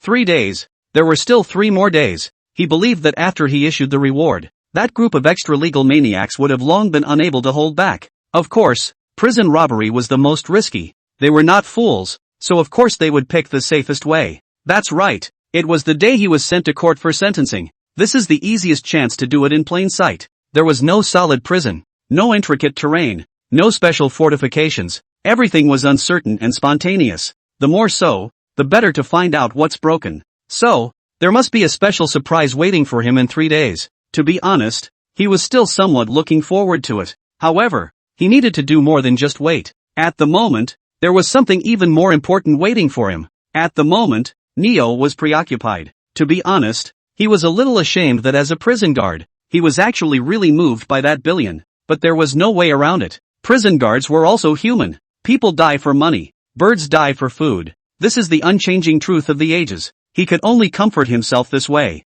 The two walked through the turbulent corridors and soon arrived in front of the 1033 prison cell. Dropping, Neo swiped his access card and unlocked the handcuffs for Su Han. Mr. Su, I'll put the shackles away for now, but I'll still have to put them on for you to pretend when you're released tomorrow. Su Han nodded, and without paying too much attention to him, he returned to the prison cell. At this moment, no matter if it was Blake, Ryan, or the somewhat older Lawson, all of them had yet to sleep. The moment Su Han entered the prison house, the 3 of them stood to the sides in unison. Welcome back, Master. Seeing this scene, if it was the Neo of the past, he might still be contemptuous. But now, he would only think, why wasn't he one of them? As he closed the door to the prison house, he let out a helpless, bitter smile. However, as he was preparing to go back to the duty room, over the intercom, surprisingly, came Barton's voice, Neil, the warden is waiting for 3015 in his office. You take him there. Neo was speechless on the spot. No one could understand the oppressive feeling of following Su Han around, even if they, the prison guards, had absolute law enforcement power. But this natural advantage didn't give him the bottom line. It was not easy for him to be able to relax for a while, but who knew that the head of the prison ward would even ask him to mention Su Han to make a trip over there again? Helpless, Neo could only return the same way, opened the door of the prison house, and said with a bitter smile, Mr. Su, The head of the supervisory district wants to see you. At this moment, Suhan had already gone to sleep, right on the lower bunk at the corner. And before he could say anything, Blake and Ryan from the upper bunk jumped down. A strong man of nearly 2 meters, and a lean and sturdy skinny monkey. Both were death row inmates. Earlier, they had concerns about Neil, the prison guards. But now, Neil could clearly feel that since they had followed Suhan, they seemed to be a bit unscrupulous as well. The two of them stood to the side of Suhan's bed like this, fearing that others would disturb Suhan's good dreams. Mr. Su, Neo ignored the duo and continued to address Suhan. The supervisor wants to ask you to come over for a moment. To be honest, once he thought about the $1 billion, Neo was out of breath. But on one side was the super rich man. On one side was the supervisor. As a veteran, he didn't want to offend either one. Instantly, the atmosphere in the jailhouse was awkward. And at this moment, Suhan rolled over and said in a cold voice, "Officer Neo, I need to rest now. Please tell the supervisor that if he wants to wait, he should wait for me to rest and see me again." Suhan's words fell. Blake also crossed his body, and with that huge body, he blocked in front of the gate of the prison house, and said coldly, "Do you hear me, Officer Neo? My master said he needs to rest. Please leave first." Ryan chimed in with a grin. "Yes, Officer Neo. My master should enjoy his human rights even if he's on death row. It's rest time now. He has the right to refuse the summons of the warden." They were all murderers. All of them were existences that regarded human life as grass. Now, if they wanted to live, there was only one way. That was to serve Suhan. So, now was their chance to perform. However, this scene happened in front of Neo's eyes and simply caught him off guard. He was stunned. This was a prison. He was actually threatened by 3 death row inmates. Crucially, he couldn't defend Suhan. This shit. There was no other way. He could only exit the prison cell first and think about it in the long run. After all, people really do have human rights, and it's not an arraignment, a non-essential part of the process. No need to cooperate. Justified. Anyway, the supervisor is there. Suhan is also there. Both of them can't run away. So do what you like. Neo spat out a few sentences and went back to the duty room. Just as he entered, the young prison guard Barton glanced towards him and casually asked, "Back so soon?" Neo was filled with helplessness and smiled bitterly. Where? He wasn't even there. Next, Neil told Barton all about the cause and effect. Instantly, bang, Barton slapped the table. Shit, against them. How did he, an Oriental, or an adulterer and murderer, dare to reign in San Quentin? He usually had an overwhelming sense of justice, and when his temper came up, he even dared to scold even the deputy warden. Not to mention, in here, the prison guards are the heavens. How did a death row inmate dare to be so arrogant? Barton checked his sidearm, took his baton and slammed the door. As a newborn calf who had just stepped into society, others were afraid of him, Suhan, but he was not afraid. The more he thought, the more angry he became, and his pace became faster and faster, and Neo followed behind him, fearing that something would go wrong. Barton, you don't have to do this." He took a quick step and stopped in front of Barton, saying seriously, "You know Barton, this is San Quentin prison, and the wind here, it smells like money. What's more, he's got a lot of doubts about this case, and if he does flip the case in the future, he'll go out there and want to pinch you to death as easy as pinching an ant." If Barton could listen to this, he wouldn't have been sent to San Quentin to become a prison guard. In the beginning, he was the police academy's champion in free sparring, and his grades were at the top of the list. It was because he couldn't handle people that he was sent here. On weekdays, he is most disliked by those who are powerful and influential. What's more, Suhan is also a serial rapist and murderer with cruel methods. A death row inmate. He absolutely would not allow such a person to be able to get away with it in his hands. Only Barton pushed Neo's hand away and said in a cold voice, "Could it be that you've been bribed by him as well? I respect you. Don't make me look down on you. Get out of the way." At these words, Neo briefly drifted off. Taking advantage of this gap, Barton also skipped over Neo and ran towards the 1033 jailhouse. Dropping, the door to the jailhouse was opened once again. Barton rushed in without saying a word. At this time, the 3 blacks reacted and immediately jumped off the bed, stopping in front of Barton. Seeing the situation, Barton became even more angry. "All fucking get out of the way. Shit, whoever wants to stop lousy again, all fucking get the hell out of my way and go to the lockup for 3 days. Today, he had been unashamed of the deputy warden for ignoring prison rules and transferring 3 death row inmates to the first ward. And now, Suhan made such a mess again, and it was just the right time to hit the gun. He just wanted to take it out on Suhan. Instantly, the atmosphere of the entire prison cell was tense,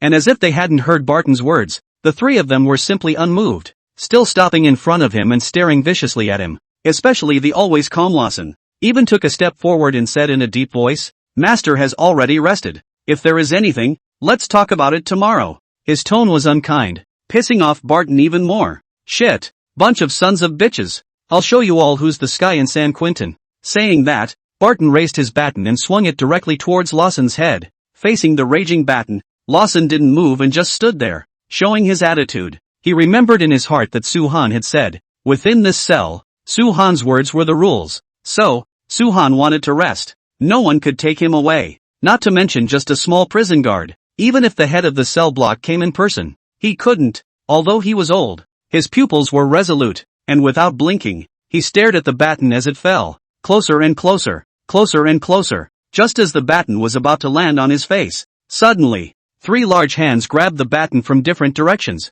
It was Blake. It was Ryan. It was the panting Neil. At this moment, Neil couldn't care less about the feeling of his heart and lungs exploding as he pushed Barton out of the way and yelled, "Barton, calm down." Neo gasped, thankful that he was just in time. Luckily for Barton, this baton hadn't fallen yet. Otherwise things would have gotten really big. Lawson was different from ordinary prisoners. He was 60 years old and couldn't withstand this baton. Plus Barton, this newborn calf, is angry. Really not likely to baton death Lawson. At that time, not only would St. Quentin be pushed into the limelight, but it would also ruin the future of this young officer with a burning passion. He hastily dragged Barton outside the jailhouse, pressed his shoulder, and snapped, "Barton, he's right. He has human rights even if he's a murderer. You can't target him like this just because he committed a crime." Neo was not only concerned about the power behind Su-han, but he also didn't want to witness a decent young prison guard lose his future. But at that moment, Barton clearly didn't appreciate it, and as he flung Neo's hand away, he roared with wide eyes,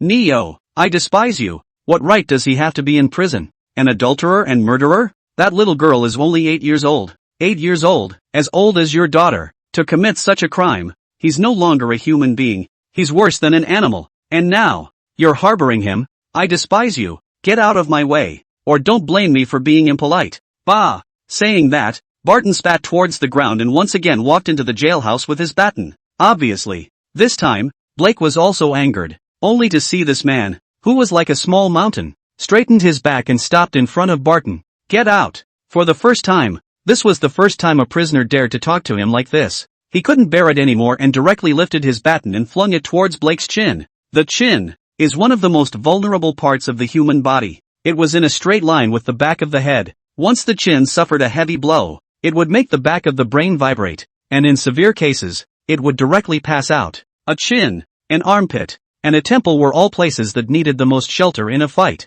At this moment, Barton struck the chin directly, which meant that he was getting serious. He just wanted to take care of this cell's #1 combatant in the first place. But after seeing Barton's attack, Blake laughed instead. Fighting? He was the best at it. Bang! He reacted extremely fast and directly blocked that baton with his elbow. But even though he had thick skin, it made his entire small arm swell up. Barton froze. He thought he had already managed to surprise him. Surprisingly, he was still defended by Blake. When he was in the police academy, he was the champion of free fighting. A death row inmate in front of him was able to see through him. He was in a daze. Suddenly, he felt his body lighten. Immediately afterward, he only felt the sky spinning, and his brief lapse of concentration had actually given Blake the opportunity to directly drop him in front of Su-han with an over-the-shoulder slam. Bang! A muffled sound came out, and Barton was completely confused. This death row inmate not only blocked his own attack, but even caught his own break and counterattacked. What big guts! What big guts! He was furious. But no matter how strong his body was, after being caught off guard by such an explosive fall, he couldn't get up in a short period of time. At this moment, the veins on his face were rippling, and his face was embarrassed to the extreme. Seeing this, Ryan smiled and squatted down, pretending to be a referee, making hand gestures and shouting, 1, 2, 3, 10. Blake wins. Applause. His comical look amused Blake. Just the next moment, Blake crouched down, yanked up Barton's hair, lifted his head, and looked towards Su-han's direction. "Kid, remember this honorable face. I don't care how you are in other jailhouses, but in this jailhouse, he is the sky. What he says is the rule." Barton was humiliated, and this was the most humiliating day he had ever had since he graduated from the police academy and assumed his position at San Quentin. Who would have thought that he would have a day where he would be carried on his head by a death row inmate, worshipping another death row inmate, or the lowest class of rapist and murderer in the prison? Fuck you, horse, Barton hissed. Using his whole body's strength, he swung the baton in his right hand and directly threw it out of his hand. The baton drew an arc in the air and smashed straight towards the direction where Soo-han was. When Blake reacted, it was already too late. But just at this time, who knew that Ryan was quick on his feet and jumped up, blocking in front of Soo-han. Bam! The baton smashed on his head and fell to the ground with him. Instantly, a trail of blood dripped from Ryan's head. Seeing this scene, Blake cursed angrily. F***ck. In the next moment, he directly raised his iron fist and smashed it towards Barton's face. Bang! A fist fell, and Barton's face immediately became a bloody mess. Seeing this, Neo immediately yelled, "Stop, Blake! Calm down. It was over." This was really a big deal. Blake had killed 12 people with his iron fist to get into prison. If he didn't stop him, he was afraid that Barton would be killed by him. But Blake's strength is too great. He simply could not pull this man. There was no way. He could only look at Soo-han helpfully. But it didn't matter. Once he looked, Soo-han from the beginning to the end, even did not lift his eyelids, as if he really slept, and even had a faint snoring sound. "Mr. Soo," he shouted. There was no way. The current Blake could only be stopped by Soo-han. Therefore, he had to wake up Soo-han. But Soo-han didn't pay any attention to him, letting Blake strike Barton with as much commotion as he could. It couldn't affect him at all. "Mr. Soo, if a person really gets killed, it won't be favorable to your public opinion wins." At this moment, he finally understood the words. Just as Blake had said, in this small prison cell, Soo-han was the sky. His words were the rules. Even he, the prison guard, could not sway it. "Please, Mr. Soo, make him stop." Neo really didn't know what to do. He knew from the first time he met Soo-han that Soo-han was a measured man. So, he didn't rush to call for backup. After all, once the backup came, this matter would be big. But now, if he didn't call for backup, he was really afraid that Barton would be killed. The ones locked up here are all murderers. One more life on their hands, one less, won't change their crimes. So, what do we do? What the hell to do? Bang, bang, bang. A muffled sound came out. It was the sound of Blake was smashing his fist into Barton's face. Blood splattered as his fists hit the flesh. Even his one casserole-sized fist was dyed red. "Mr. Soo, please make him stop immediately. Otherwise I'll have to shoot." There was no way out. Neo pulled out his sidearm and aimed it at Blake's head. But even so, Blake still had no intention of stopping, continuing his attack completely on his own. Oh, at this time, Soo-han stretched a lazy waist, sat up unhurriedly, lit a cigarette for himself, took a deep breath, spat out a mouthful of smoke onto Neo's face, and smiled faintly. "Ha, are you threatening me?" The moment these words came out, the atmosphere of the scene instantly went cold. Don't look at Soo-han smiling, but his aura was just too strong, putting it into Neo's eyes, making him an 8-year-old prison guard. Shudder. "No, don't dare." Seeing Soo-han's response, he also hurriedly put his service gun away, and eagerly said, "Mr. Soo, please let him stop. If the fight goes on, and a person really gets killed, I won't be able to account for it." Soo-han took a deep breath of his cigarette and gave a slightly playful look at the dying Barton. I don't know if you've ever heard of an old Eastern saying, "You still have to look at the master when beating a dog." He hit my servant. It wouldn't be too much for my other servant to teach him a lesson, would it? Moreover, he is targeting me. I am a timid and helpless person. Ha, if that baton is thrown down, I will lose half of my life even if I don't die, right? It seems like Blake has 14 lives on his hands. He doesn't mind one more. Soo-han's tone was slightly playful. At those words, Neo's heart trembled. "You're still timid and helpless? If you were timid, there would be no timid people in this world." Listening to Soo-han's tone, he was trying to kill Barton. Isn't that bold enough? Ask, who dares to be in prison? So big dialect to kill a prison guard. The point is, today he dares to ask someone to kill Patton. Tomorrow he'll dare to ask someone to beat himself to death as well. That's right. Who dares to put a $1 billion bounty on a prison heist? What else wouldn't he dare to do? Neo is numb. This man is the devil. For the first time he will be afraid of a death row inmate, especially with Soo-han's aura, so that he does not dare to look directly at Soo-han now. But, Barton absolutely can't die here. Otherwise, he would have to suffer as well. "Mr. Soo, he's really dying. Please raise your hand and spare his life." Neo had never been so humble. He was a prison guard and had an absolute advantage over criminals. A natural suppression. But in front of this man in front of him, not to mention suppression, He couldn't even raise his head to look at him. It was also at this time. Soo-han unhurriedly pressed the cigarette out and smiled faintly. All right, Blake, stop. Seeing that it was almost time, he also called for Blake to stop. Right after this voice of Soo-han fell, Blake seemed like an obedient pupil, directly standing up, wiping the blood on his hands, and immediately returned. Okay, master. Sure enough, within this cell, Soo-han was the sky. His orders were even higher than the prison guards. Neo's heart trembled, and he also immediately trotted over to Barton's side, checking up on Barton's injuries. After a brief inspection, he got up and said to Soo-han, "Thank you, Mr. Soo. Can I send him to the prison hospital now?" That's right. In a subtle way, Neo actually began to abide by the rules of this cell, asking for Soo-han's opinion. Upon hearing this, Soo-han smiled. This was the effect he wanted. The name of a person, the shadow of a tree. No matter where you go, you have to make a name for yourself in order to keep the flies from harassing you. After he made such a mess today, I believe, from tomorrow onwards, at least half of the people will come to look for his trouble. After all, they also had to think about whether or not they had that ability to mess with Soo-han. Soo-han nodded. Go. Right. My slave's head is also injured. Incidentally call 2 people to send him there as well. His seemingly light words were like commands that people had to obey. Soon, the farce in the jailhouse was completely quelled under Soo-han's order. Although Barton was more heavily injured, Blake had mastered the situation and was only looking miserable. But in reality, there was nothing serious. And Ryan? It was also just a crack on his head, a simple rest and he was fine. After Neo placed the 2 of them in a good place, he also finally breathed a sigh of relief. But this matter could never be hidden. It soon caused an uproar in the first prison area. Have you heard? That newbie beat up Officer Barton. Not beaten, but almost killed. What's going on? In detail. It's rumored that Officer Barton tried to trouble that new guy, and was directly beaten by Blake's face into a pig's head. And if it wasn't for that new guy stopping him, I'm afraid that Blake really could have killed him. This is too horrible. The scene was so bloody. His cell was around the corner. Although I didn't see the scene, Officer Barton was like a dead dog when he was carried out. It's horrible. It seems that what he said is true.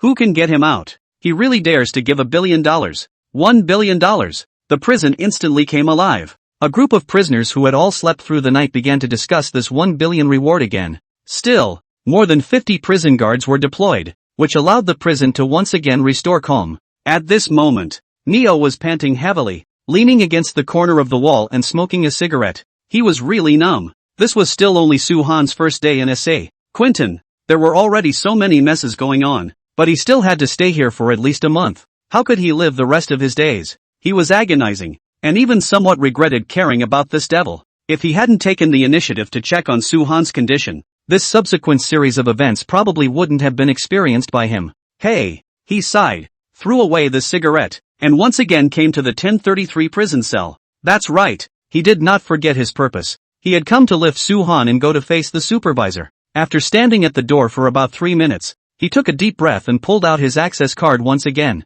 Drop. The gate of the jailhouse opened. Mr. Soo, the supervisor is still waiting for you. Seeing this devil with absolute power of speech again, he was always a little bit without a bottom. And at this time, Soo-han hadn't replied. Instead, it was Blake who sat up and said in a bad mood, "Is my master something you can see just because you say so? Want to see my master? Let the supervisor personally come to invite him." Bang! Inside the supervisor district chief's office, a man in his 40s slapped his hand on the table. He was Harmandi, the supervisor of the 1st Supervisory District. Within the 1st Supervisory District, he had the absolute right to speak and enforce the law. He was the king of the 1st Supervisory District. It was just able to clearly see that the bottom of his eyes were full of vicissitudes. Those were all traces of the accumulation of years. He was in his early 40s, but he had a head of white hair. And with that straight police uniform, he was even more majestic. But after he listened to Neo's report, he couldn't help but become angry. The 1st Prison District. Just within the 1st Prison District under his management, there was a case of a death row inmate beating a prison guard to a serious injury. In the old days, this was unforgivable. But times are different now. With the addition of Soo-han, the pattern of the 1st prison area had become subtle. He really had 2 big heads. At this time, he lit a cigarette and sat in his seat, frowning and tapping his fingers on his desk. Seeing this, Neo also let out a helpless bitter smile. Supervisor, you don't have to get angry. I think this matter Barton is also too impulsive. And people do have human rights. At the end of his words, he himself didn't have a bottom. Human rights? Human rights are a joke. not to mention the supervisor. Even their guards wouldn't be punished a bit for beating up a prisoner inside the prison. That's right, they have the absolute right to enforce the law. Generally speaking, as long as the guards come to bring up a prisoner, they have to obey 100%. Human rights? San Quentin had never been a place that spoke of human rights. Not only did Soo-han blatantly refuse to be summoned by the warden, he even condoned his men to injure a prison guard. In the old days, at the very least, Soo-han would have been locked up for 3 days in solitary confinement. But now, no one dares to touch him at all. Harmandy had received quite a few phone calls in these few hours. There were those who bailed out Soo-han and those who wanted to punish him. Even the governor had put in a call. The governor's words made it very clear that within this month, Soo-han's life could never be threatened in the slightest. This case was getting too much attention. It was because of this that it also made it tricky for Harmandy. He took a deep drag on his cigarette and snorted coldly. Humph, he has a big face. Well, don't you want me to invite him personally? I'd like to see just how capable this Easterner is. Saying that, Harmandy got up, straightened his police cap, and walked straight out. When Neo saw this, his heart trembled. This time, I'm afraid that it really can't end well. He could feel that this upright supervisor was really angry. At the same time, inside the 1033 prison cell, Skinny Monkey Ryan had a brain injury and went to the prison hospital. So there were only 3 people left in the prison house, namely Lower Blake, Lawson and Soo-han. Blake was sleeping lightly. Soo-han just got up and lit a cigarette. He then sat up and asked vigilantly, "What's wrong, master?" Not only Blake, even Lawson followed and sat up. Obviously, they had already identified themselves as slaves, and every move they made now was dominated by Soo-han. The glittering firelight flickered. Soo-han inhaled a mouthful and smiled faintly. "You guys sleep yourselves. I'll wait for one person." How smart was Lawson? He immediately reacted. "Master, what do you mean? The supervisor will come to personally invite you?" At that, before Soo-han could reply, Blake smiled bitterly. "Master, you just came. You may not be too clear. This first supervisor of ours, the probability is that he won't come. I've been in for 3 years already, although I just transferred to the first prison area. I know something about him. He's the cleanest of officials, and a man of integrity, and has never deducted a single bit over the years, and he is known for his foul temper. Before you came, he was known as the devil of the first prison district. Basically no one would dare to disobey him, so the odds are that he won't compromise." As the words fell, Lawson also nodded. Lawson was an old man in the prison, and the fact that he nodded his head meant that everything Blake said was true. However, after he rolled his eyes, as if he had thought of something, he reminded, "Master, if you want to attack them from the inside, the supervisor is definitely not a good choice, but you can choose the deputy supervisor. After all, some of the dirty deeds, he is the one who is running the show. He also has a backstage. Even the supervisor will turn a blind eye." "Aha." Soo-han nodded. Then, he took a deep drag on his cigarette and asked Lawson meaningfully, "Lawson, how much do you know about this supervisor? I mean, family, background and such." Upon hearing this, Lawson pondered for a moment, then said directly, "This supervisor's name is Harmandy, 43 years old, and his background is nothing special that I've heard of. But family-wise there are rumors that he is a single parent with a 13-year-old son to depend on. But unfortunately, 3 years ago his son was examined for chronic granulocytic leukemia. It's just that even though he's already living beyond his means, he's still never raked in any money from prison. A man of integrity and a believer in the law. That's about it. Master, why don't you take an early rest? I don't think he's really coming." Lawson thought the same, but after the words fell, Soo-han just nodded. Then, after a moment of contemplation, he spoke meaningfully. "There's no hurry. You guys rest first. He will come." Looking at Soo-han's certainty, Blake wanted to say something else, but after Lawson shook his head at him, he didn't continue. It was just that he thought to himself, the prison hadn't put them in the confinement cell even if the supervisor was merciful. How could people personally come to invite them for the sake of a prisoner? With his simple mind and developed limbs, of course he couldn't think of a way to understand this. But just as he had just laid down, dropping, a sound of a door opening came. Then, the light in the hallway shone in, and the door of the prison house was opened once again. Blake was shocked. He glanced down at the shimmering light. "Supervisor?" Suspecting that he was dreaming, he didn't forget to rub his eyes vigorously. The next moment, he finally saw clearly. That supervisor, who was called a devil by the first supervisory district, had actually come. So, did he actually come to personally punish them? Or is he came to invite Soo-han? No matter what the reason was, it made Blake astonished and admire Soo-han even more from the bottom of his heart. This master of his, He was really a strategist. To be able to startle the head of the prison district to make a personal trip late at night was enough to ignite the topic of conversation in the prison tomorrow. And with such explosive topics, his master had just come for half a day, and had already accounted for 3 of them. $1 billion bounty, condoning his men to beat up a prison guard, alarming the prison governor to personally come and invite him. Geez, Blake's brain capacity was obviously not even enough, and his entire body was tense. He was already shaking unconsciously like a schoolboy who had made a mistake. It was also at this time, Hamandi took a step across and entered the prison cell, saying with a cold face, 3015. I heard that you wanted me to come and invite you personally? As the words fell, Hamandi slowly came to Suhan's side. Instantly, the atmosphere in the entire jailhouse tensed up. Blake couldn't help but tremble. Finally, in front of the first jailer, he experienced that natural suppression. The natural suppression of an official against a thief. He was torn in his heart. If the supervisor district chief roughs up Suhan in a while, should he go and stop the supervisor district chief or not? But on second thought, for the sake of his wife and son, he had to fight. Fight. As long as the situation is not right, he is bound to be temperamental. The head of the prison district more bird's eye. He beat up the prison guards. Sure enough, with this idea, he also slowed down, although the body is still trembling, but also converted from fear to adrenaline rush. However, unlike him, Lawson had been firm, as if from the very beginning. In his eyes, he did not experience a bit of fear. Just like that, he sat on his own bed, observing the prison governor's every move. At this time, seeing that the atmosphere in the prison was cold to the freezing point, Neo hurriedly took a step forward and stood in the middle of Suhan and Harmandi, and began to play a round game.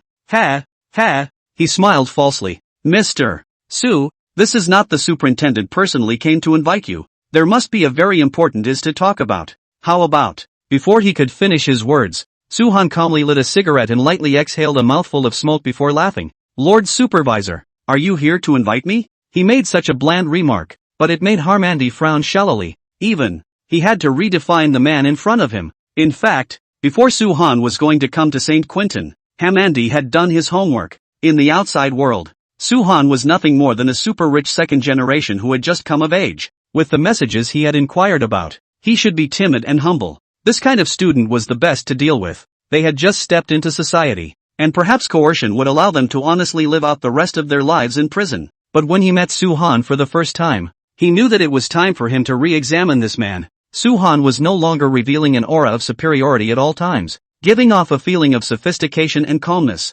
In prison, this was definitely not a good thing. He frowned shallowly. Could it be that he was all pretending in the outside world? This was also reasonable. After all, the mansion was emotionless, and the only way to let the competitors let their guard down was to act as if they were useless. Finally, Hamandi no longer treated Suhan as a child. At this time, Harmandi nodded, still with a cold face, and said, Yes, I personally came to invite you. I don't know if I have the face. At these words, Suhan smoothly extinguished his cigarette and laughed. Of course, let's go. No one expected that the supervisor really came. He also personally came to invite Suhan. What was even more unexpected was that Suhan really agreed. Just as the crowd was confused, Suhan had already been handcuffed and shackled, and was carried out. Drop. Only with a door closing sound did Blake react. Oh my god, how in the world did the master do that? He was greatly shocked. However, the master was taken away. It can't be that the supervisor is trying to fix him, right? If he is injured, will it be on our heads? After all, they had only known each other for less than a day, and no one knew who was what kind of person. At this time, Lawson looked at the iron gate and said in a deep voice, Don't worry, the master hired us, and it's only when we're by his side that we come to protect his safety as well as his life. We didn't even follow him out. Of course he won't blame us. And the supervisor shouldn't be stupid enough to do anything to master. Let's just get some rest and preserve our strength. The real trouble is tomorrow. After saying that, Lawson no longer cared about anything else, and directly bored himself to sleep. As for Blake, who was already simple-minded and limber, since Lawson had said so, he didn't need to think that much. Meanwhile, in the first supervisory district, the supervisor's office, dropping, with a doorstop ringing out, the iron door opened. The 3 of them also walked straight in. It wasn't too big, with a desk, a few bookshelves, a welcoming sofa, and a parlor table. And just the moment Suhan stepped into the office, but did not care about anyone,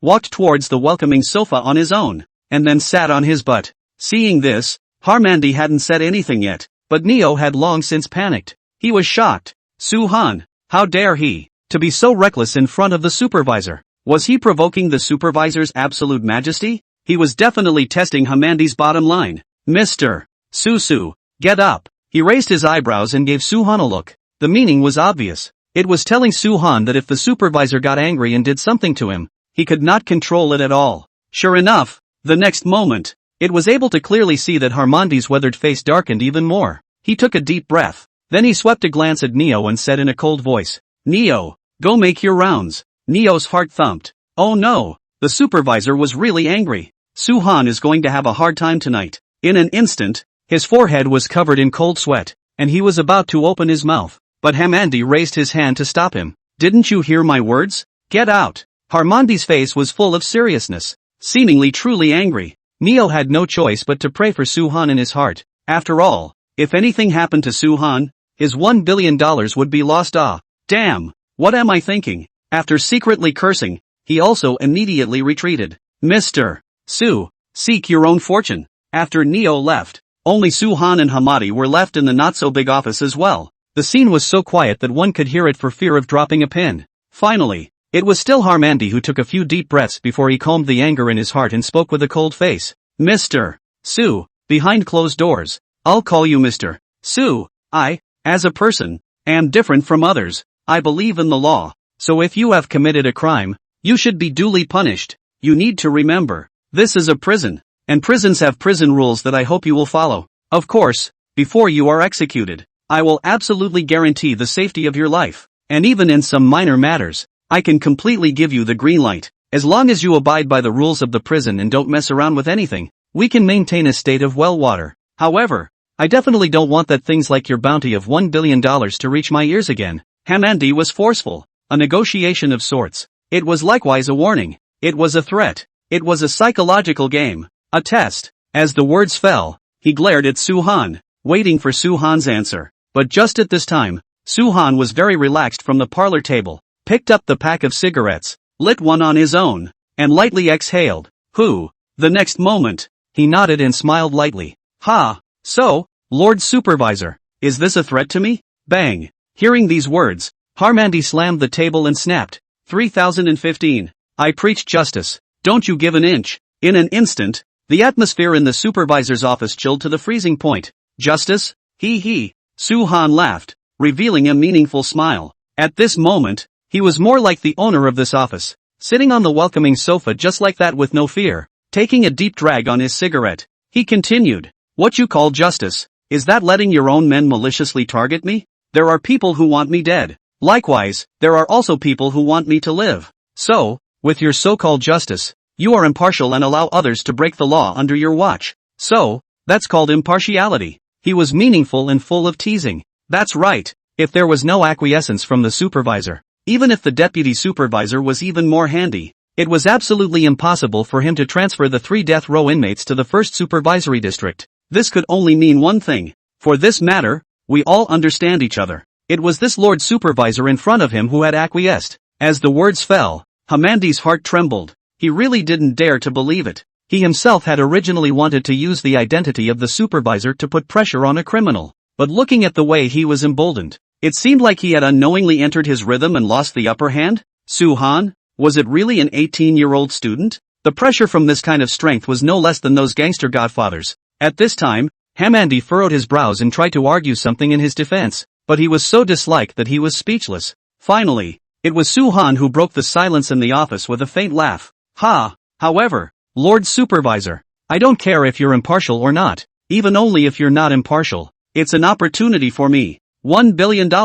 As long as you have the guts, I guarantee that when you open your eyes tomorrow, you'll be able to see an incomparably clean $1 billion enter your private account. This psychological game. It was obvious that Suhan had the upper hand. He was anticlimactic, but he threw a difficult question to the supervisor, instantly making this meeting his home ground. 1 billion? How could Harmandi not expect that this Oriental would dare to be so bold? This is a blatant attempt to bribe him, the 1st district supervisor, even though he acquiesced to the deputy commissioner doing some extra money in the 1st prison area. But he asked himself, so many years, he did not take more than one, even said, even a pack of cigarettes are clean. 1 billion. The temptation is really great. If he were someone else, he might have chosen to compromise without even thinking about it. But he was so rigid and upright that he simply couldn't cross that psychological line of defense. Bang! He was incomparably angry and slapped the table, standing up directly. Soo-han, you are insulting me. To be honest, $1 billion was really tempting. But if he was truly a person who could violate his principles for the sake of money, then with his status as a supervisor, he definitely wouldn't be living in such a straitjacket. At this point, it could be clearly seen that Harmandi's hands were trembling. Even though my actions do not count as absolute justice in your eyes, but this world is like this. They are willing to sell their souls to earn some dirty money, but as long as the general body is not wrong, I will not interfere too much. After all, those who are able to enter St. Quentin's, which one is clean? Those criminals, they should all be duly punished. As for me, I think I've never earned a single penny against my conscience. I dare swear to Jesus. He hadn't finished his words. Soo-han lightly laughed and put out his cigarette. Ha, Lord Supervisor, is it necessary for you to argue with me? Also, you probably didn't figure out one thing. So what if you're the supervisor of St. Quentin's first supervisory district? Do you think that if I hadn't been falsely imprisoned, you would be worthy of being insulted by me? When these words were spoken by Soo-han, Hamandi knew that he had completely fallen into a disadvantage. It was also right. A super-rich second generation like Soo-han, if he didn't happen to be imprisoned in St. Quentin's prison, in this life, Harmandi wouldn't have the qualification to see him. At this moment, Hamadi had been completely suppressed by Soo-han's aura. Soo-han, on the other hand, did not change in any way and was still striking at Harmandi's psychological defenses. So, Lord Supervisor, you don't need to give me all those axioms and your way of being a person. I don't really care. What I care about is, $1 billion. Are you dry? Is it that you are not satisfied with $1 billion?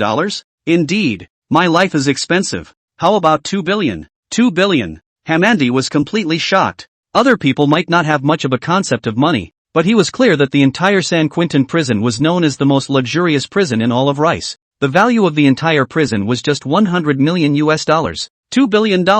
That's 20 San Quentin prisons. This was too much of a shock. He didn't even dare to dream of $2 billion. Harmandi's heart convulsed, and he took a big breath, trying his best to hide his heart's desire for this $2 billion. Not to mention $2 billion. Just the $1 billion that Soo-han had offered as a reward alone was already enough to make one's heart flutter. However, he dramatically concealed himself, and absolutely could not let Soo-han see the slightest hint, only to see him with a dark face, sitting on the sofa, glaring at Soo-han, lighting a cigarette on his own. When this cigarette burned to the butt, only then did he reluctantly extinguish the cigarette and opened his mouth to say, "Indeed, Mr. Soo, no matter if it's $1 billion or $2 billion, it's all very heartwarming. Even, let alone $2 billion, even 200,000 can buy a life. But, Mr. Soo, I have principles. It's true that I'm nothing in your eyes, but I ask myself, I have a clear conscience. So, Mr. Soo, please don't taint my soul with money. I still maintain the same attitude I had just now. As long as you and I don't interfere with each other, I can guarantee that absolutely no one can harm you within the first prison area. This is my biggest compromise. I have already shown my sincerity to the greatest extent. Mr. Soo, what about you?" Hamandi eventually overcame desire. But it was also this that made Soo-han feel even more interesting. He let out a faint smile. Worthy of being the Lord Supervisor. This righteousness is something to be admired. But human nature is a good thing. I've always believed that people are born with desires. And that's not shameful. As long as there are desires, then human nature is truly worthless. All unanswered requests are simply because the desires of the human heart have not been fully aroused. Perhaps, if Lord Supervisor listens to my next words, then the hidden desires of the heart can be fully aroused? Soo-han kept that bland look, not really looking like a prisoner who was about to face the death penalty. When these words came out, Harmony's heart thumped. In vain. A bad premonition surged into his heart. Soo-han? What the hell is he doing? Harmandi frowned tightly. Mr. Soo, what the hell are you doing? Facing his inquiry, Soo-han let out a faint smile. I'm not preparing to do anything. However, Lord Supervisor, listen to me tell a story. I have a friend with excellent grades, official luck, and the first half of his life was considered to be on top. But since 3 years ago, he experienced bad luck. Half a lifetime of his wife died unexpectedly, and his only son left behind by his beloved wife also suffered from the extremely rare chronic granulocytic leukemia. Since then, this friend of mine, in order to save his son's life, penniless, bear a huge amount of medical expenses at the same time. but also all day long to see his son to bear the pain. Bear with me, he is indeed a bit miserable. Losing his wife in middle age is already a tragedy in life, and now he has to be reduced to sending a white-haired person to a black-haired person. And it's the only son who is dependent on him. Lord Supervisor, you say, this friend of mine must not be feeling well, right? Suhan's words fell. Hamandi's expression immediately fell into a trance. He clenched his fists and placed them on his knees, and even his body involuntarily trembled. That's right, this friend in Suhan's mouth was Hamadi. He fell in love with his wife, got married and had a child, and was simply happy to the point of envy in the first half of his life. But since his wife died in a car accident, his bad luck came. His son, who was dependent on him, was found to have the extremely rare chronic granulocytic leukemia. This disease costs $20,000 US a month. But in order to keep his son's life, he even went so far as to sell his house, and his son lived in the hospital, while he moved to the prison. It's said that medical care is well developed in Rice. Free medical care. This is all bullshit. The high medical expenses, the official only bear 55%, but even with reimbursement, the remaining 45% is definitely not something that an ordinary family can afford. And medical treatment in the meter needs to be lined up. Everything is geared towards capital. Like him, a little bit of power. Have wasted 9 bulls and 2 tigers to send his son into the hospital to receive treatment. But it was still that reason.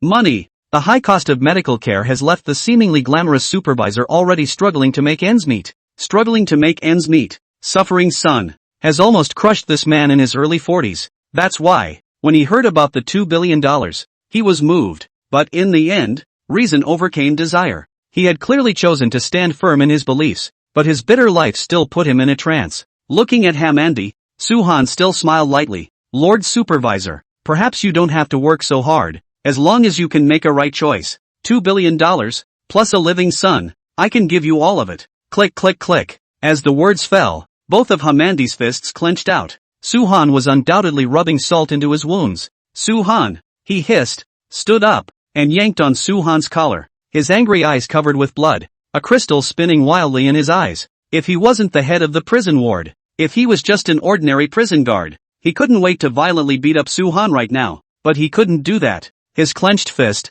after all, stopped in front of Suhan, and slowly lowered it. Along with it, Suhan was also lowered. At this moment, it was able to clearly see that this top-heavy man had become even more vicissitudes. It was as if he had aged 10 years in a moment. Suhan, can he really help me? For some reason, at a certain time, he actually longed for the Suhan in front of him to be able to help him. Tired. He was really too tired. It seemed like he was about to be crushed by this damn life. Just as he was about to have his heart moved, suddenly, he scanned the desktop for the picture of his son hugging his police cap. In a flash, he seemed to come to his senses, took a deep breath, tried to calm the fluctuations in his heart, and sighed helplessly. Hey, Mr. Su, thank you for your kindness. However, my son, I'll save him myself. Toward the end, his eyes became firm, as if he had also relieved himself, once again reverting back to that iron-faced and selfless supervisor. Only, after all this was taken in by Suhan's eyes, he smiled, because he could see that this Lord Supervisor's attitude towards him had already changed in a subtle manner. Next, it was only necessary to tear down his psychological defenses. Lord Supervisor, it's not pleasant to be in the bone marrow matching queue, is it? Maybe for ordinary people, it's impossible to get in line for the rest of their lives, but perhaps, all I need is a phone call, and the best medical team in all of Rice can operate on your son right now. Are you going to bury the future of a 13-year-old child because of your own rigidity? Your thoughts are too pedantic, or stupid. Do you think it's fair to your son? Or even that, can you stand up to your dead wife? Under a bombardment of words. Sure enough, Hamandi, who had just calmed down, once again trembled slightly. Even though he desperately had to suppress his emotions, his mental defense was still being eaten away by Suhan bit by bit. Do you really want to see your son, your only relative, a vibrant life, disappear before your eyes? If he dies, will he hate you? Suhan struck the iron while it was hot, as if he was using a heavy hammer to ruthlessly strike Harmandi's soon-to-be loosened heart. Stop it, Harmandi hissed as he was completely enraged. It was also the voice that attracted Neil, who had just made his rounds. Fearing that something vicious would happen, Neo hurriedly pushed his way in. Supervisor, what's wrong? He observed the weak and first looked at Suhan, realizing that there was nothing strange about Suhan, which was a relief. But when he looked at Hamandi, his entire being was shocked. He only saw that at that moment, Hamandi's eyes were red. His face was full of vicissitudes, and his entire body was disheveled. What exactly did Suhan do to the prison governor? He couldn't dare to believe it. Knowing that he had been a prison guard in this prison for 8 years, he had never seen the warden lose his temper like he did today. Suddenly, he hadn't returned to his senses yet. Bang! Harmandy directly picked up the cup on the table and slammed it towards the door. Who let you in? Get out! It's the supervisor. Neo was also frightened. Anyway, Suhan was fine. He also hurriedly closed the door and retreated to stand guard outside the door. At this moment, silence once again returned to the office. Nope. There was also a heavy gasping sound from Hamadi. He was panting heavily and collapsed on the sofa. Even his eyes that were usually shining had lost their spirit. About a minute later, he let out a bitter laugh and shook his head. Ha! Suhan, I know what you're going to say, but I can't do it. If I do, what is the law I believe in? What would my son think of me? Obviously, his emotions were still on the verge of collapse, and at this time, Suhan still maintained that aloofness as he slowly got up, came to Harmandi's side, and patted his shoulder. Lord Supervisor, don't reject me so quickly. $2 billion, a fresh life, plus food and clothing for the rest of your life. I think you should know how to choose, right? Suhan let out a faint smile and snorted casually. Ha! Immediately afterward, his eyes stared at Hamandi, who was repeatedly jumping horizontally on the verge of collapse. Lord Supervisor, I'm a little sleepy, please send someone to send me back, said. He also didn't wait for the supervisor chief to return to his senses, and directly picked up the walkie-talkie on the desktop, tuned it to the No. 3 public frequency, and spoke. Officer Neo, the supervisor chief lord has asked you to send me back. Public frequency number 3 was the main frequency of the first supervisory district. In other words, the words had now completely echoed through the intercom of all the night shift prison guards in the first prison area. There was a brief pause of about 10 seconds on the other side of the intercom. Immediately afterward, a bared sound rang out. Roger, that was Neo's voice, and although he froze for a moment, he didn't dare to procrastinate at all, and after answering, he immediately jogged over to the supervisor's office. Seeing this scene in action, Harmandy was staggered. The corners of his mouth visibly twitched, and at this time, Suhan didn't give him a chance to speak at all, just attaching his ear with a faint smile. Lord Supervisor, there's no rush. Think slowly, you still have a month's time. Oh, no, there are still 29 days. After saying this, he walked towards the office door without looking back. Neo had been completely confused when he saw this. He truly didn't know what to do. Looking at the emboldened Suhan, and then at the disheveled Harmandy, he exuded a look of help. Hamandi was helpless. He, who was suffering from endless psychological oppression, seemed to be somewhat about to lose his breath. There was no way. He was clear that if he continued to talk, it would definitely revolve around this 1 billion or 2 billion, so he would always fall into Suhan's rhythm. Therefore, there was no need to talk about it today. He took a deep breath, forced himself to be calm, and nodded at Neo. He did not speak. There had even been some reluctance to speak. After Neo received the affirmation, he also left with Suhan immediately. When he walked out of the supervisor's office, his entire body shuddered as he looked at Suhan's back. Terrifying. He was definitely a devil. The normally upright and dignified, majestic and pragmatic supervisor. Even within half an hour, he was like a deflated balloon, completely withered. What exactly did they talk about? Or had the most upright supervisor been taken in by Suhan? Instantly, Neo's eyes widened, not daring to continue thinking at all. He couldn't help but shiver as he looked at Suhan's back once again.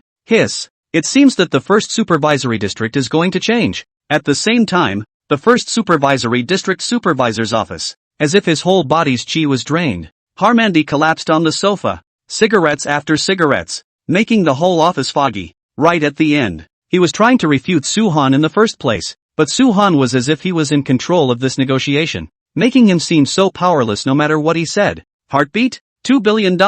Plus his son can get the best treatment environment. Of course he was moved. In other words, Suhan's proposal would allow him to perfectly solve all his current dilemmas, but he believes in the law. Helping Suhan was tantamount to betraying the ideals in his heart. If he didn't help Suhan, he would certainly be that fair and honest supervisor, but he had the risk of losing his son. On one side is his life's ideal, on the other side is his son who is dependent on him. Both are an integral part of him. How is he going to make a choice? The proposition that could change his destiny was too difficult. Mentally nearly broken, Harmandy got up and punched the mirror behind him. Bang! Click click click, tick tick tick dash. The mirror shattered in response. A piece of glass ballast lodging into his right fist, a drop of blood dangling down his fist. He originally wanted to use the pain to wake himself up, but now, he suddenly realized that he didn't seem to be able to feel pain anymore. Ha! Harmandy looked at his distorted self in the mirror and shook his head in bitter laughter. Hamandy, Hamandy, what the hell are you going to choose?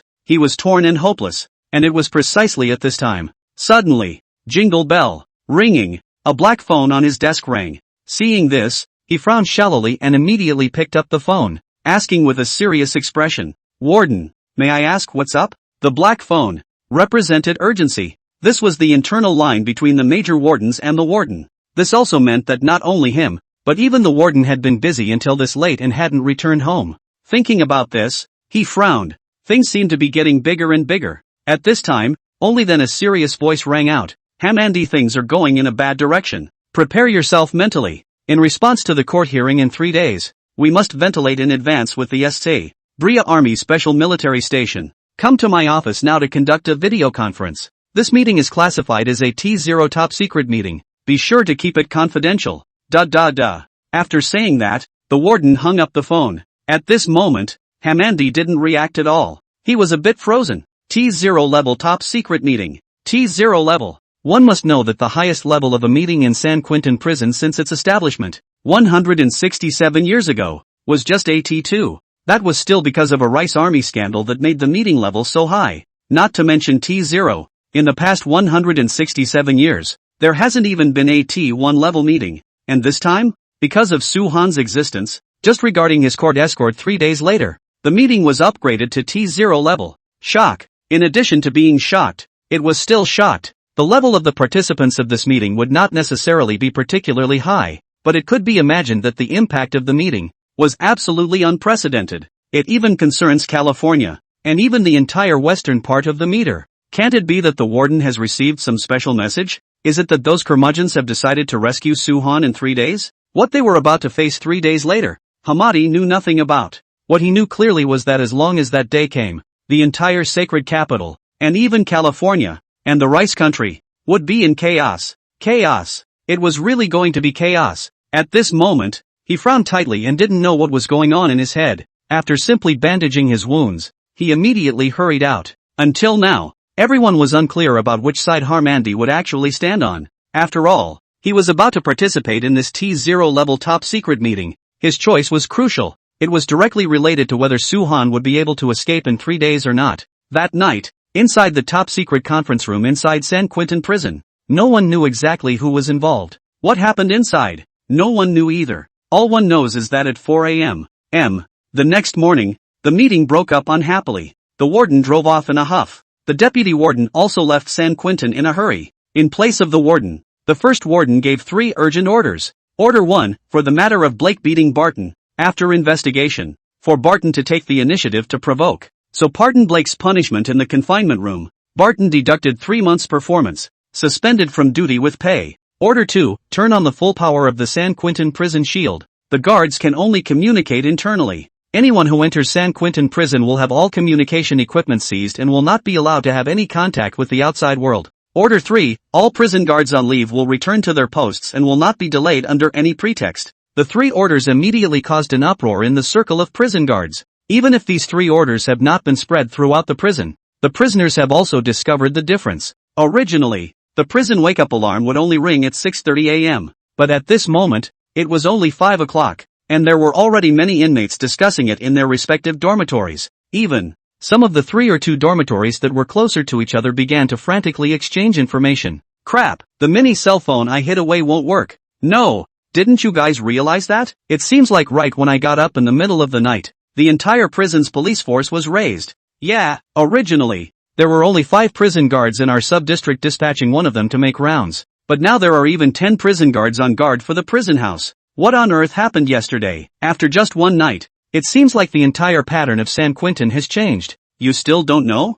I've been poking around with a prison guard I know well, and he said that just now the head of the prison ward sent out 3 orders, and one of them had something to do with that newcomer. It's rumored that Blake beat up Barton last night, yet with the orders from the supervisor. Not only did that big guy Blake not get locked up in the brig, but even Barton was suspended and docked his bonus. Geez, is this true? 1000% true. As this piece of news spread out, the entire prison was shocked. Shit, a death row inmate assaulted a prison guard. And not only did he not get punished, but instead, the assaulted guard was suspended. This could fucking happen in San Quentin prison. It simply overturned their viewpoints. Although they knew that money could solve everything in San Quentin. But, the first of which was to never provoke the majesty of the prison guards. Everyone knew that Blake had long been taken in by Soo-han. So, he was the one who leveled the prison governor? Shit, you can really do whatever you want with money. Even the upright, fair, and honest supervisor has been taken care of. What did this Oriental use to make the superintendent compromise? Shit, he's going to own the first supervisory district from now on? Wow, if we can hug this thick leg, then won't we be able to eat and drink in the first prison area in the future? A group of prisoners began to envy the power of money. In this society that honored money, everything could be corrupted. If it wasn't corrupted completely, it only meant that the price you gave wasn't enough. However, there were those who envied Soo-han. And of course, there were those who disliked Soo-han. After all, in a place like prison, it was also the place with the most pricks in the world. Bah, damn. Even this little bastard dares to act recklessly on our territory. So what if he has the prison warden protecting him? As long as he dares to clamor with me, I'll blow his dog's head off with one punch. That's right, an Oriental also dares to ride on our heads and shit. Better not let me run into him, or I'll let him know what it means to say why flowers are so red. Ha ha ha ha ha. I'll make him look good for breakfast today. In an instant, the inmates in the entire first prison area were instantly divided into 3 camps because the supervisor exercised a special order. Among them, there was a small portion that wanted to immediately hug Soo-han's thigh. There was also a small portion that they chose to be neutral. Of course, the largest part of the rest consisted of various gang forces, who were originally the pricks in the prison. Now that Soo-han had made such a big splash, it certainly made them unhappy. There was even a part of them that had a grudge. But in the face of this uninvited guest from the east, they chose to unite together and together pick off this prick first. Instantly, one prisoner after another began to get excited. They had even begun to look forward to being able to see this Easterner sooner. Without realizing it, the sun gradually rose. 6:30. The wake-up alarm inside the prison also rang directly. Only, unlike previous days, it seemed like there was a rumor spreading out from the first prison area. Those who beat up Soo-han will be rewarded with $5 million. $5 million. Although it was not a bit worse than Soo-han's proposed bounty of $1 billion rescue plan. But Soo-han's reward was unrealistic. Within this solid, airtight San Quentin, who could escape with him? So, there was no way they could get that billion. But, as long as they beat up Soo-han, they could obtain $5 million. This $5 million was like a bag of tricks for those more powerful gangs. So, they were bound and determined to get it. And in order to keep this top secret plan between prisoners hidden, they began to remain motionless and quietly waited for the splash of riches to come. In an instant, the entire first prison block was quiet with it. Only, this was just the quiet before the storm. At the same time, as the prison wake-up alarm rang, inside the 1033 cell block, Blake had long ago beaten up the wash water for Soo-han and placed it on the table. He, on the other hand, was sitting on push-ups as if he was warming up, raising his entire body to its limit. At this time, Soo-han stretched a lazy waist and slowly woke up. Looking at Blake and Lawson, who had long since woken up, he faintly smiled and said, "Good morning." The duo nodded their heads and said in unison, "Good morning, Master." Finally, a new day had begun. Soo-han looked at the wash water that Blake had long ago made for him and was in a good mood. Previous life. He had been targeted from the moment he was incarcerated, and in only half a day's work, he had been physically humiliated. And this life, he had finally changed the pattern. That's right, being rich means you can do whatever you want. From today onwards, he will use practical actions to tell all the inmates in the entire prison. It's not just inside the 1033 cell block. Wherever the prison goes, he is the sky. After Soo-han briefly washed up, Lawson handed over a towel and frowned. "Master, with your relationship with the supervisor and the prison guards, I think you can take a leave of absence from breakfast today." Hearing this, Soo-han smiled faintly and said, "Oh, how?" Lawson thought for a while and continued, "I have inquired about the top secret plans of a few gangs today, and they have decided to join forces to give you an off at breakfast." As the words fell, Soo-han became even more curious about Lawson's identity. This mysterious old man seemed to be able to get first-hand information no matter what. What methods did he use? It seemed that there was something behind him that could be tapped into and utilized. However, now that Lawson did not tell him, it was obvious that he still did not absolutely trust him. Therefore, Soo-han did not pursue the matter. At this time, Lawson added, "We are currently just 3 people. Master, you still have shackles to restrain you, so it's not good to play. But those gangs have at least a few hundred people. I think that if we choose to play hardball, we will all have to enter the prison hospital today. In the face of Lawson's persuasion, Soo-han was unimpressed, casually lighting a cigarette and taking a deep breath. Phew, when you say it like that, I'm really hungry. However, if I, Soo-han, want to have a hearty breakfast, no one can stop me yet. Let's go. Let's just see this mediocre plan of theirs, just as an appetizer. St. Quentin's Cafeteria Building. This was an 8-story building that was known as the most luxurious cafeteria in all of Rice Prison. As long as you had money, you could even eat food from all over the world here. Of course, this phenomenon only existed on the 8th floor. The 8th floor used a membership mechanism. Originally, someone like Soo-han's identity would become an honorable and exclusive member of San Quentin as soon as he entered San Quentin prison. But obviously, under Neo's leadership, he and Blake and Lawson came to the 3rd floor. The 3rd level, which was considered the largest cafeteria in the entire San Quentin, could accommodate 800 people. When entering the 3rd cafeteria, Neo didn't forget to remind Soo-han, Mr. Soo, I think you'd better let Blake stand up to intimidate them, instead of half-crouching behind you to help you carry the shackles. That's right. At this moment, Lawson was following Soo-han, while Blake was half-crouching behind him to help Soo-han bear the weight of the shackles. If it was Ryan, this scene might not be a big deal, but that was Blake, a giant 192 tall man. This scene was simply too shocking. Blake's body that was like a small mountain seemed to curl up into a ball, reverently carrying the shackles, not daring to be fast or slow, closely following Soo-han's pace. Just ask who else could have this kind of treatment within San Quentin's prison? To have a death row inmate with 14 lives in his hands, serve himself as a dog and horse. Obviously, Soo-han could have avoided 80% of the trouble by simply keeping a lower profile. Neo simply couldn't figure out why he was doing this. At this time, Soo-han was still taking slow steps and smiled faintly. The shackles are too heavy. How can I take a step when I'm so weak and helpless? Why don't you open them for me? Neil sweated. You're weak. You're helpless. You weren't even afraid of the warden. Crucially, he originally also had the authority to open Soo-han's shackles for him to loosen up a bit. But after the T0 level top secret meeting yesterday, a secret order was issued. From today onwards, all the prison guards can't open Soo-han's shackles for a bit. Even the keys they got their hands on were turned in at midnight. Although he didn't know what had happened, he knew that it might be difficult for Soo-han to get out of these shackles for the next month. Hey, Mr. Soo, there's nothing I can do. But according to reliable information, the 3rd cafeteria may be unfavorable to you today. And I can't enter the 3rd cafeteria to help you. The supervisor also has something to go out. Why don't I apply for you and send the breakfast, lunch and dinner to the jailhouse today? He was also really thinking about Soo-han, but Soo-han didn't take it to heart at all. Still maintaining his elegance, smiling faintly, can you hide from the cafeteria? Can you hide from the release? In my dictionary, there is no such word as hide. Fine. Neo had no choice but to bring Soo-han and the three of them to continue walking towards the 3rd cafeteria. Nowadays, in the entire 3rd floor, there was a constant clamor and all sorts of noises were coming from one after another. This place was absolutely free, as long as it didn't cause a riot. The prison guards turned a blind eye. The leaders of the various gangs had already gathered with their minions, and were emboldened to assert their sovereignty. 20 or so loaded prison guards prowled around the cafeteria. Chris, is that Oriental so well taken care of? Why can't he come with us? The one who spoke was Rio, the famous Black Shark Gang prison talker of Sacred Capital. In the face of the prison guards, he didn't have a trace of timidity either, but instead became a little impatient. Chris glanced at him and teased, people can come up with $1 billion bounty. Can you? However, you only have 15 minutes. I've already greeted the site of the confinement room as well. Don't forget about my $500,000 when you get it. Leo grinned. Hey, definitely won't forget. 15 minutes is enough. Pinching him to death is easier than pinching an ant. This kind of rich brother, used to living a good life.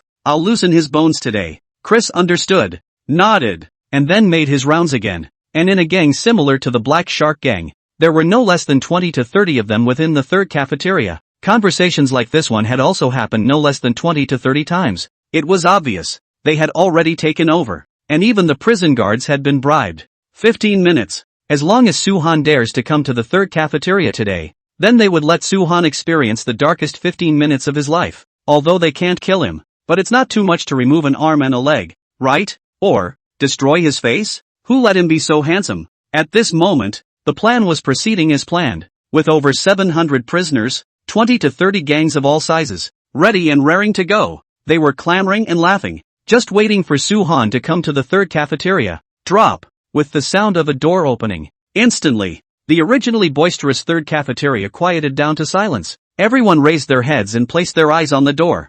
*CK. The moment they looked at the gate, a curse came up. Everyone was shocked, only to see Su-han walking towards the front with a calm and emboldened face, followed by the sophisticated Lawson. This was all nothing special. The main thing was that a big man who was like a small mountain was half squatting behind him, carrying his leg irons for him. This scene was too shocking, wasn't it? It was as if Su-han hadn't come to St. Quentin to serve his sentence at all. Right. He was like an emperor who came to the prison to inspect the people. Did he come to inspect? Shit, you're too arrogant, aren't you? I haven't been treated like this in all the time I've been here at San Quentin. *CK. Being rich is a big deal. As that doorway closed, the scene was in an uproar, only to be ushered in by a vicious gaze. If gazes could kill, it was feared that Su-han would have been killed by 1,000 cuts at this moment. Just facing the sense of oppression brought about by more than 700 people, Su-han did not show his cowardice. Instead, he casually found an empty seat and sat down under the gaze of everyone. Afterward, he took out a box of cigarettes from his pocket and took out one and put it in his mouth. Kata. Blake hurriedly put down the shackles in his hands and respectfully stood up to light it for him. Phew. Su-han exhaled a mouthful of smoke and spared a glance towards the surroundings. Seeing this provocative move of his, instantly, the entire third cafeteria was about to explode. Bang. Suddenly, a big black man sitting at the table next to him slapped the table. Shit, what are you so mad about? Don't you have the warden to cover you? I'll tell you, if the superintendent isn't here today, no one can save you. I'd like to see, without the supervisor, what else do you have to rely on? At this time, Su-han raised his hand at the sound of the voice. Still maintaining his calmness, took a deep breath of the cigarette and smiled lightly. Oh, what do I have to rely on? You won't be so stupid as to think that I'm relying on Hamadi, right? Ask him yourself. Does he deserve it? What I rely on has never been myself. Just after Su-han's words fell, an unexpected scene occurred. At this moment, the atmosphere in the third cafeteria was completely tense. Even the prison guards, who had been talking and laughing just a moment ago, could not help but frown. Su-han, this Easterner, too arrogant, too unbridled, too arrogant. Does he mean the warden doesn't deserve to take care of him? So, these little guards are even more unworthy? Instantly, the faces of these prison guards darkened, and there were even a few who had already decided that when those people laid their hands on them in a while, they would also go up and beat up Su-han a few times. But just when they were still angry, suddenly, an unexpected scene happened. Bang! Only a muffled sound came out, and before they could regain their senses, they saw a black shadow flying backwards. That's right, it was really flying out. Kata, clatter, as the silhouette flew out, even the dining table and cutlery fell over. Everyone was dumbfounded. It all happened so fast that they couldn't even react in time. And at that moment, Blake grinned widely and stretched out a finger, saying, I can beat 10 losers like this one. No, 20. That's right. Just a moment ago, after Su-han's words fell, Blake directly dodged and blew that big black man away with a single punch. His fist, but it had killed someone. With one punch, the big black man who was still screaming just now was immediately unconscious. But it was also because of Black's shouting that made those prisoners become even angrier. Shit, there are only 3 of you. So what if you can fight even better? Fuck this. Dare to be arrogant in front of us. Let him know what St. Quentin is. That's right, the 3 elements of St. Quentin: power, money, having battle power. In their opinion, Su-han only has 2 of them, power and money. As for battle power, even if Blake was strong, he couldn't be stronger than 700 people, right? This is not a novel. What kind of picture of one person fighting 700 people is simply impossible to exist? At best, Blake could fight a dozen or 2 dozen, and even if they used a wheel battle, so many of them would be able to dry up Su-han's 3 people. In an instant, everyone came back to their senses and stood ready to attack, and at this time, Su-han stood up unhurriedly and sat down on the dining table, faintly smiling as he scanned the week and then opened his mouth meaningfully. Indeed, teaching me a lesson will result in a $5 million bonus. Very tempting. However, I don't know if you guys have heard of an old saying from the East: snipers and mussels fight, and the fisherman gains. Who of you can guarantee that you won't be one of the 20 people who were sent flying by Blake? Oh, $5 million. How tempting. But I'm standing right here. Do any of you deserve to move me? Suddenly, Su-han stood on the dining table. His face darkened. Even his gaze became bitter. He was tall and honorable. At this moment, his aura was in full swing, as if he was a king in the world. sweeping the surroundings. No matter how arrogant those people were, it was as if they had lost some of their thoughts of competing with him. There were quite a few people who retracted their gazes and unconsciously lowered their eyes under his absolute aura. That's right, $5 million was very tempting. It looked like it was good to get. But, don't forget, there's more than one gang trying to get their hands on $5 million in the third cafeteria. It's 20 to 30 gangs of all sizes. Among them, the most powerful ones are only 30 or so. In other words, Blake alone can pick off a gang. So, no one was a fool. There was no way they would rush up first to be that cannon fodder. Otherwise it would really be like what Suhan said. Snipers and fishermen. There was already a part of the people who were thinking, even if they couldn't get the $5 million themselves, they definitely couldn't let the other gangs get it. This is human nature. Even if you are not doing well, you can never let others do well. Suhan had lived 2 lives and this was already the third. He knew too much about human nature. He only had 3 people now. Relying on force, even with Blake around, he definitely couldn't get the upper hand. But to talk about playing with the brain, who could play with it? He who had lived 3 lifetimes. Sure enough, after having this reminder, the hostile 700 or so people, no one dared to act rashly again. In an instant, within the entire third cafeteria, there was a stalemate, and no one was willing to be the one to stand out and cheapen others. Seeing this scene, Chris and the other prison guards were shocked. No one would have thought that not only was Suhan not afraid of danger, but he had also played such a hand. This was simply too smart. He had utilized human nature to the extreme. This was a prison, where human nature was most obvious, and this trick definitely worked well. However, Chris was also clear that human nature, no matter how real it was nothing more than a reprieve for Suhan. After all, among the 700 or so people, even if they were suspicious of each other, there were definitely rash people. Moreover, in this current situation, it was most feared that someone would really be the one to stand out. As long as there is one person to head out, Suhan is afraid to die without a burial place. Sure enough, the next moment, from the black pressurized crowd, there was such a small group of 20 or so people squeezing towards the front. At the head of the group, it was the Black Shark Gang's prison spokesman Rio. Rio is not too tall, only 175, but people are ruthless. The best fighting skills, can sit in his seat, but also has explained everything. Key, the Black Shark Gang that Rio was in was also one of the top existences in Los Angeles. Therefore, within San Quentin, the people of their Black Shark Gang had always mixed well, and were considered the most favored group of people. Rio laughed in a sinister manner, a large scarred face revealing ruthlessness. Suhan, maybe they will be afraid of others getting this bounty, but I will say this bounty, our Black Shark Gang will get it. Which one dares to disobey? As Leo shouted, the scene instantly quieted down. The Black Shark Gang's power in Los Angeles was monstrous, and there were simply not many gangs that could match it. So with this statement, the other gangs didn't dare to say anything. Seeing this, Rio laughed disdainfully twice and decided to add more fire. Today, as long as anyone dares to teach this Oriental a lesson, they are all friends of my Black Shark Gang. Even after you go out, all of you can have a letter raised by me to join the Black Shark Gang and share today's prize money equally. These words came out. The entire room was in an uproar. This temptation was simply too great. All the inmates within the third cafeteria, except for Suhan's 3, were not death row inmates. Therefore, they would go out one day. Then, when they got out, all they faced was the problem of livelihood. But now, Rio had given them an excellent choice. Today, as long as they made a move against Suhan, not only would they have the opportunity to join the Black Shark Gang, but they would also be able to share today's prize money equally. This was simply too much temptation. For a while, the scene began to surge, with a steady stream of prisoners choosing to stand behind Rio. At this moment, Rio's face was full of disdain, looking at Suhan as if he was looking at a clown.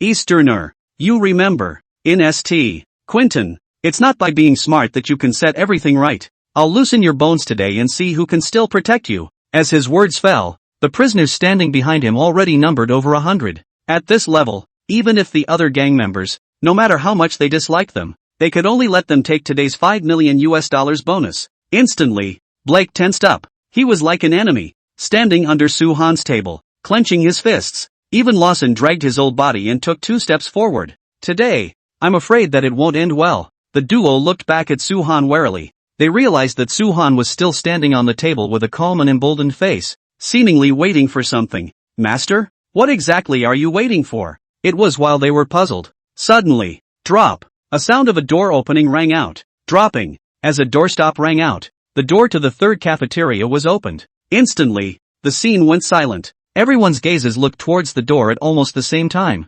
Afterward, a man with a head full of wrappings like a mummy walked in. He was thin and not too tall, but with his addition, it made the third cafeteria subtle. Suhan also looked towards the gate, emboldened, fished out a cigarette and lit it, and let out a faint smile. Here it comes. Blake and Lawson looked towards the door. Both of them were dumbfounded. Coming? Their savior had come? How come this person was a bit inexplicably familiar? Wait a minute, isn't this Ryan? Since when did Ryan become the master's bottom card? The duo felt puzzled. After all, they had all been temporarily deployed to a prison cell, and they weren't really familiar with each other at all. At this time, Rio saw Ryan and visibly blackened his face. The inmates also began to talk. Hey, isn't he the second in command of the Hyena Gang? How many years ago is this news to you? He was tricked by the Hyena Gang's boss and is now sentenced to death. But he's also ruthless. See that long scar on Leo's face? That was cut by Ryan back then. I heard that Ryan was beaten by the guards into the prison hospital yesterday because of this newcomer.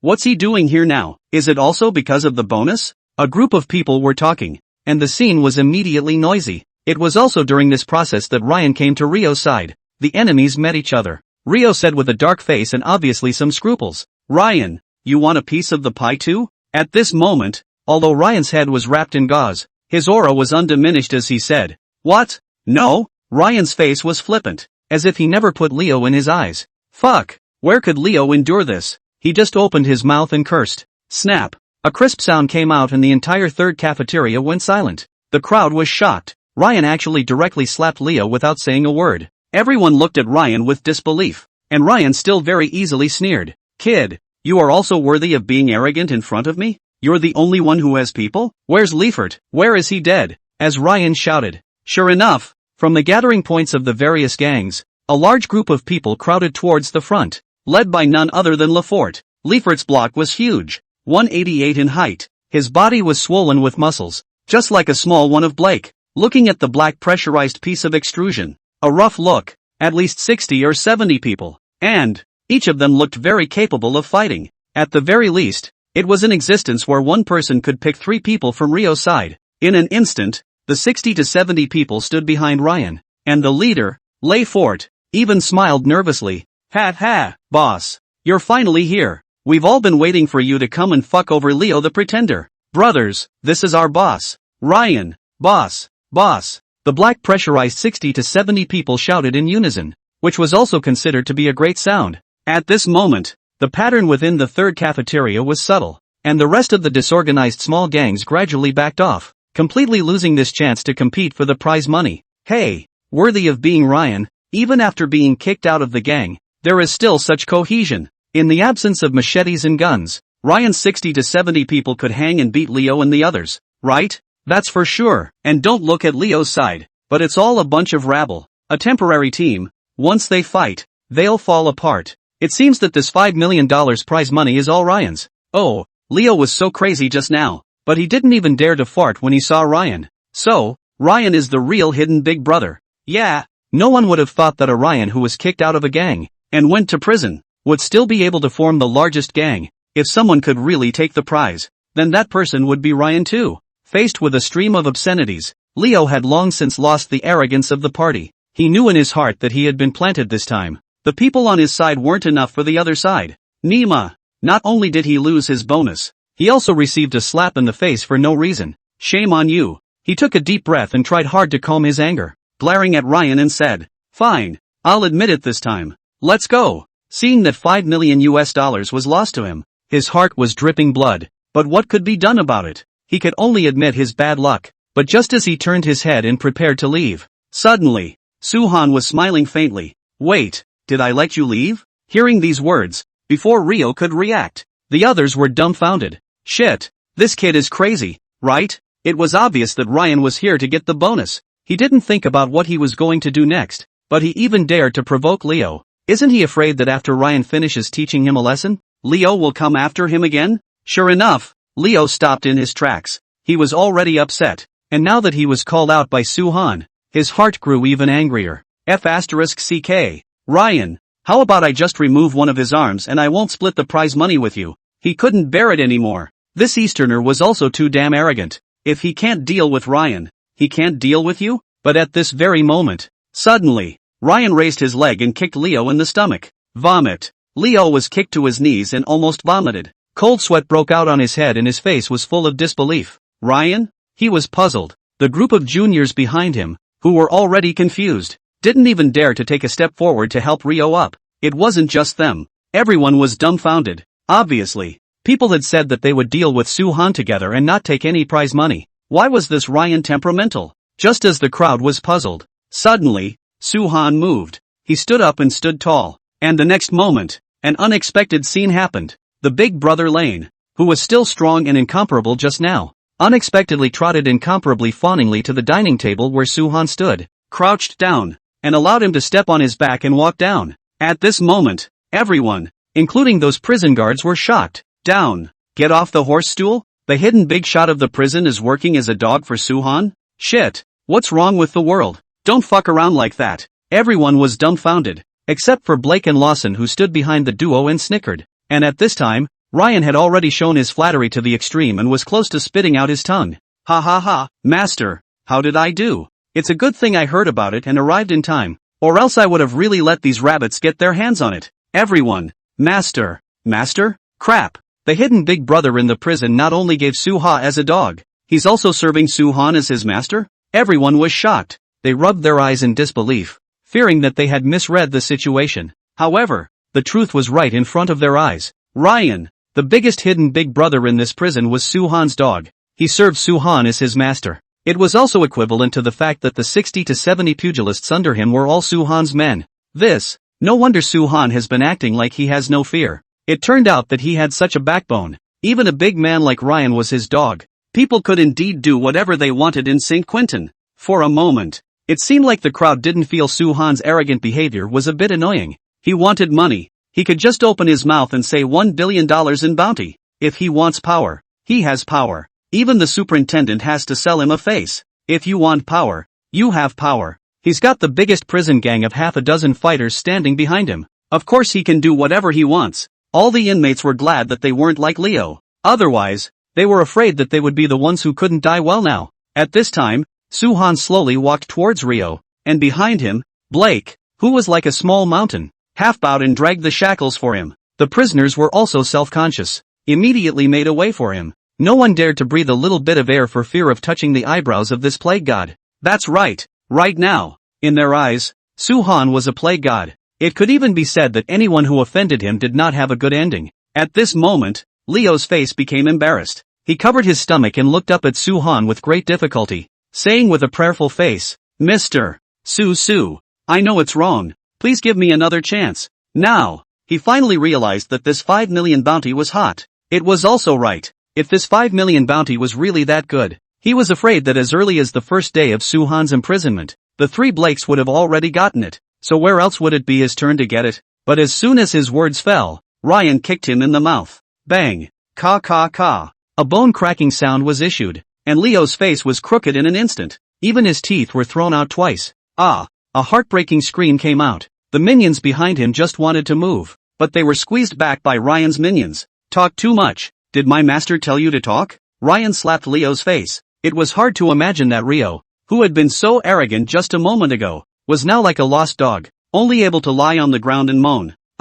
He didn't dare to move a muscle. He could only wait for Soo-han to pronounce judgment on him. This kind of waiting process was simply a kind of torment, not only torturing his physical body, but also destroying his heart. Seeing this, Soo-han swept his eyebrows and smiled faintly. You say you, Fong just made such a big commotion. Why? Scared me, you know? Saying that, Soo-han lifted his foot and directly stepped on the big hand that Rio was holding up the ground. Click click click. Under his crushing, Rio's fingers were completely deformed. Well, hiss. Rio panted heavily, but he no longer dared to utter a single word of nonsense. He was tormented beyond measure, but he could only endure. Scared. Facing this man who was only 18 years old, he felt afraid for the first time. He absolutely could not make a sound. He had the feeling that if he made a sound, he was afraid that he would even lose his life here. Seeing this, Soo-han lightly laughed and touched out a cigarette, and Ryan hurriedly fawned and lit it for him. He lightly exhaled a mouthful of smoke and puffed on Rio's face. You're not bad. You're quite tough. How about this then? Blake, go and waste his limbs. As long as he can hold his tongue, I'll let him go. Soo-han spoke plainly, so bland that Blake froze when he heard it. Blake, the master is calling you. It was only after Ryan's reminder that Blake reacted and walked directly towards Rio. Instantly, Leo's face was filled with horror. This Oriental man was definitely not a person. He was the devil. It was the devil. The desire to survive worked as he endured the severe pain and cowed out frantically to Soo-han. Bang, bang, bang. Mr. Soo, please spare me. I really know I'm wrong, and I can take you as my lord. Really, I swear to Jesus. Don't come over, please Mr. Soo, Lord. Hearing this, Blake frowned. Are you worthy? Saying that, he directly yanked up Rio's arm and wrenched it towards his back. Rio's arm bones broke and directly hung down. If it wasn't still connected by flesh and blood, he was afraid that it could be directly pulled down by Blake. He screamed miserably. Seeing this, Soo-han maintained the square smile, just like that sitting on the nearby table, watching this visual feast with interest. I thought how hard the bones are. It's fine. It'll be quick. It's only an arm. Hearing these words, all those present shuddered. Cruel, vicious, vindictive. Rio only said he would waste one of his arms, yet he wanted to waste all of Rio's limbs. This style of handling things, even these criminals couldn't help but suck in a breath of cold air when they looked at it.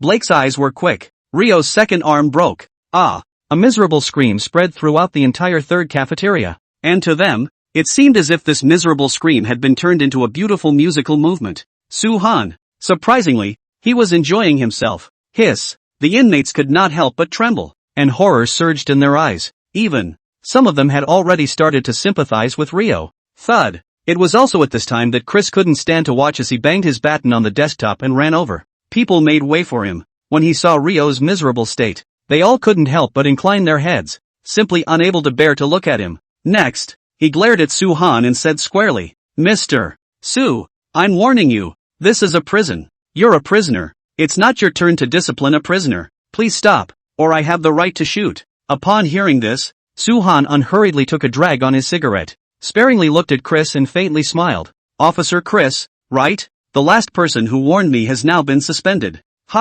Chris froze. He was threatening a prison guard. How dare he? With that, he stopped caring about Chris and instead stood up at the table and addressed the entire third cafeteria of inmates. Listen up. Those who joined Rio's camp just now. One counts as one. All of them waste an arm for me. As the words fell, Ryan bore the brunt of it and excitedly yelled out. Shit. Hear that. Move your asses. Tonight's bed's in the prison hospital, paid for by Mr. Soo. Instantly, the third cafeteria was in chaos. An absolute riot that began. At the same time, it wasn't just the cafeteria of San Quentin prison that was in chaos. Even the outside world's network went completely crazy. Simply because, there was an explosive news that completely sensationalized the entire network. 24. At this moment, after a whole night of fermentation, the internet was completely abuzz over the matter of the $1 billion bounty rescue. The top 10 hot searches on major websites were basically all related to this matter. 1. Hashtag Soo-han. 2. Hashtag whoever can rescue me out. The bounty will be $1 billion. 3. Hashtag San Quentin prison hashtag. 10. Hashtag San Quentin prison urgently recalls all guards on leave hashtag. It was because of Soo-han's words in front of the media that made the heat of this matter infinite, and the entire internet was abuzz. However, there were also people who began to question the $1 billion. It's already been a day. How come there's still no movement from S.A. Quentin's side? That's right, those mercenaries should have made a move by now, right? $1 billion, that's $1 billion. I guess the defense level of San Quentin prison is too high. Haven't you seen the latest hot search? They've recalled all the prison guards on vacation. It's not necessarily because of that. Maybe that Easterner simply can't get hold of that much wealth, or maybe his family doesn't want to care about him at all? It should be. This kind of big family is the most chaotic, so it's unlikely that he's already treated as an outcast. One by one, the netizens expressed their own views. Most of them were just watching the fun, just on a whim. As for whether Soo-han could be rescued or not, they didn't matter at all. But just at this time, suddenly, a message frantically brushed up on ends. It was a screenshot, and in the screenshot, there was one of the most eye-catching names, a name that was a household name in all of Rice, the Clown Monster Pirates. The Clown Pirates. It was because of the existence of this organization that the Rice police community was nailed to the pillar of shame for 10 years. 10 years ago, a group of magicians who called themselves the Four Horsemen of the Joker, in full view of the entire nation, stole the $5 million dollar bills stored in the Me National Bank, which is known to have the highest level of defense in the country. This act shook the whole of Rice, and even caused a sensation all over the world. It was the most humiliating theft in the history of Rice, but since then, they seem to have evaporated and disappeared. But today, the day after Suhan issued the reward, this group of monstrous thieves that had disappeared from sight, unexpectedly reappeared and issued a rescue preview to Suhan, only to see that under the most obvious logo of the clown pirates, a line of small letters was printed. Mr. Su, hello, I'm very happy to meet you in this way. On behalf of all the members of the clown pirates, I would like to extend my warmest greetings to you. In the following, I will give a preview of the rescue plan. Tonight, at 9:30, we will rescue you in front of San Quentin Prison. At the same time, I'd like to salute all the people and organizations that are prepared to take this bounty. I hope you can visit us then. But we're going to take the billion-dollar bounty today. The clown pirates. Once this rescue teaser, which was spread by letter, was sent out, it completely caused a sensation across the entire network. In just 10 minutes, it was forwarded no less than 500,000 times. The internet completely exploded. People only thought at first that it was a farce, and that it would eventually disappear under the official suppression of the heat completely. But who would have thought that the clown pirates that had once stirred up the whole of the Rice country would personally come down? They had been out of sight for 10 years, and now the king had returned, directly shocking the world. Instantly, the INS completely exploded. Almost everyone, men and women, young and old, began to hotly discuss it. Oh my god, is it really the same clown monsters from 10 years ago? There's absolutely no mistaking it. 10 years ago someone imitated the clown pirates to send out a teaser letter, preparing to commit theft, but not 10 minutes later, the real clown pirates sent out a statement, and also personally sent that person impersonating the clown pirates, to the police. No, I thought this was a joke at first, but now the clown pirates have entered. You guys are playing for real. This time there's really something to see. The Rice police won't be nailed to the same pillar of shame twice. Will they? Trust them, they're true to their word. I guess they're the ones who'll get the billion-dollar bounty. This time, the pressure's on the Me police. The network's spreading speed was too fast. Soon, the picture letter spread to every corner of the world's beauty, and everyone began to pay attention to the reaction of San Quentin Prison. Tonight, 9:30, perhaps an absolutely great show was about to begin. Even half an hour after this message was sent, people were already rushing to San Quentin Prison. Meanwhile, the Holy Metropolitan Hospital of Orlalais. Inside a simple ward, a large man in his 40s was caressing a teenager of roughly 13 or 14 years old with that gauze-wrapped hand. The teenager's face was pale, but he was in a deep sleep. The big man was staring at large dark circles under his eyes, obviously somewhat disheveled. But even so, his eyes no longer showed doting all the time. That's right, he was none other than Harmandi, the supervisor of St. Quentin's first supervisory district. Hamandi looked at his son's haggard appearance, and his heart fell into infinite self-blame. Zay, it's all Dad's fault for not being able to give you the best medical care and making you suffer so much every day. Yesterday, that criminal who committed a heinous crime said that he would give me $2 billion and still give you the best medical treatment. Dad refused. Zay, you said that if Dad rejected his ego for a moment, he might be able to see a healthy you. Daddy's sorry. He was still torn. He was on the verge of compromising when he saw his son being tortured by his illness. $2 billion, plus a living, breathing son. So what if he threw away his ego? In the future, he could take his son and change his face, as long as his son was alive and healthy. So what if they lived in a different country? Hamadi's psychological defenses were collapsing a little. His eyes were filled with crystals. Such an Iron Man, when faced with the choice of not being able to make both ends meet, still showed his tenderness. Here there is no iron-fisted prison chief. There is only a father who expects his child to get rid of the disease as soon as possible.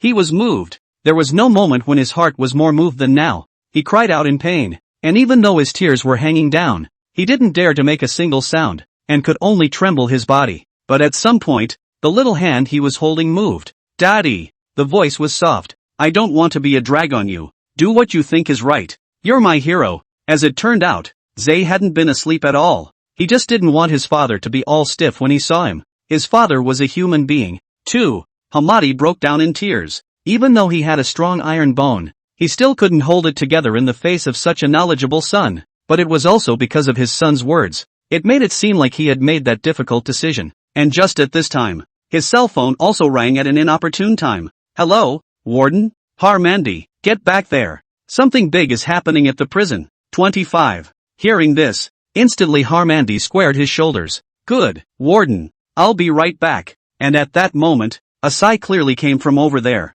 Hey, Harmandy, get ready. The internet is buzzing right now. The clown freaks are going to make a move on San Quentin. At 9:30, they're going to rescue Soo-han. I'm still negotiating the defense of San Quentin on my side. Before I come back, you must defend. After a cacophony of sounds came from the warden's side, he also hung up the phone. It was only at this moment that Harmandy was like an enemy. He was quite shocked in his heart. Even the clown pirates were going to enter in person? The clown pirates, they had yet to miss a shot, stealing $5 million from the National Bank of Rice in full view of everyone. And, so far, no one has been able to crack the mystery. What a headache. The key. The entrance of this clown monster band is not the biggest headache for Harmandy. After all, a prison. The level of defense is only higher than the bank. Even if it is the clown pirates, it is difficult to save a big living person in a situation where everyone cannot notice, right? And 100 years prison. If there is no special defense mechanism, how can it be possible to do in 100 years without any prisoner escaping? Therefore, although the clown freak bandits were tricky, it wasn't impossible to defend against them. He had the biggest headache. The entrance of the clown monster pirates was tantamount to opening the door for those rescuers who were watching from all over the world. Once this opening was made, there would be a steady stream of organizations that would rescue Soo-han. Perhaps, by then, it couldn't be called a rescue. It will be a war. That's right. San Quentin prison was facing the biggest crisis in over 100 years of its existence. He had thought that the rescue operation would come quickly, but he hadn't thought it would come this quickly. According to time, Soo-han had only been imprisoned into San Quentin for less than half a day. Damn it, he cursed, mentally exhausted as he raised his hand to rub his temples. Seeing this, Zai understandably spoke. Dad, you go and get busy. You're needed in the prison more than I am here. Don't you worry about me. I'm all right here. Dad, no matter what decision you make, as long as you have a clear conscience, it's fine. Dad, you'll always be my hero. Looking at his son who continued to comfort himself with such understanding even though he was suffering from the torment brought about by his illness, Harmandy's eyes gradually became firm. He had never been as determined as he was today. It seemed that as long as he was able to obtain his son's approval,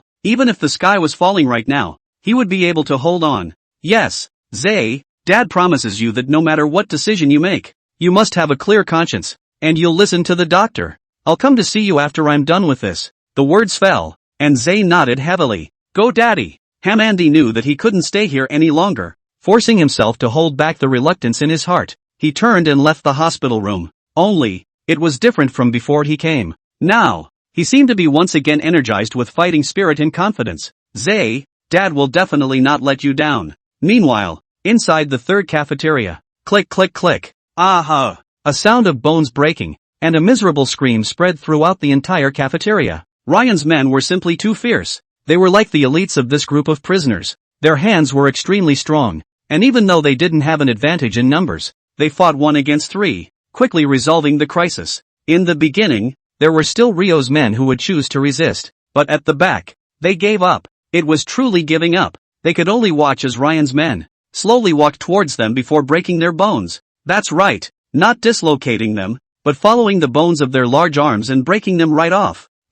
As the last miserable scream rang out, inside the large third cafeteria, the heads scurrying about were clearly 1/7 less. Those 1/7 were the very people who had chosen to follow Rio to target Soo-han in the first place. Only, they no longer had the arrogance of the party, and all of them were curled up, lying on the ground moaning and screaming miserably. Wailing sounds rang out. Everyone was shocked. No one had expected that Soo-han would actually do what he said. When he said that he would waste one arm of these 100 people, he really did waste one of their arms. Hiss. Everyone couldn't help but suck in a breath of cool air when they saw the scene. Ruthless man. Maniacs. Madman. They would like to call Soo-han the #1 ruthless man of San Quentin's prison. At this moment, the prisoners who were still able-bodied no longer dared to clamor for a word. They were silent and just stood still like this, looking up at Soo-han. Soo-han, still maintaining the original style, sitting peacefully on the table, as if a king overlooking the world in general, showing their absolute authority. They believed, from today onwards,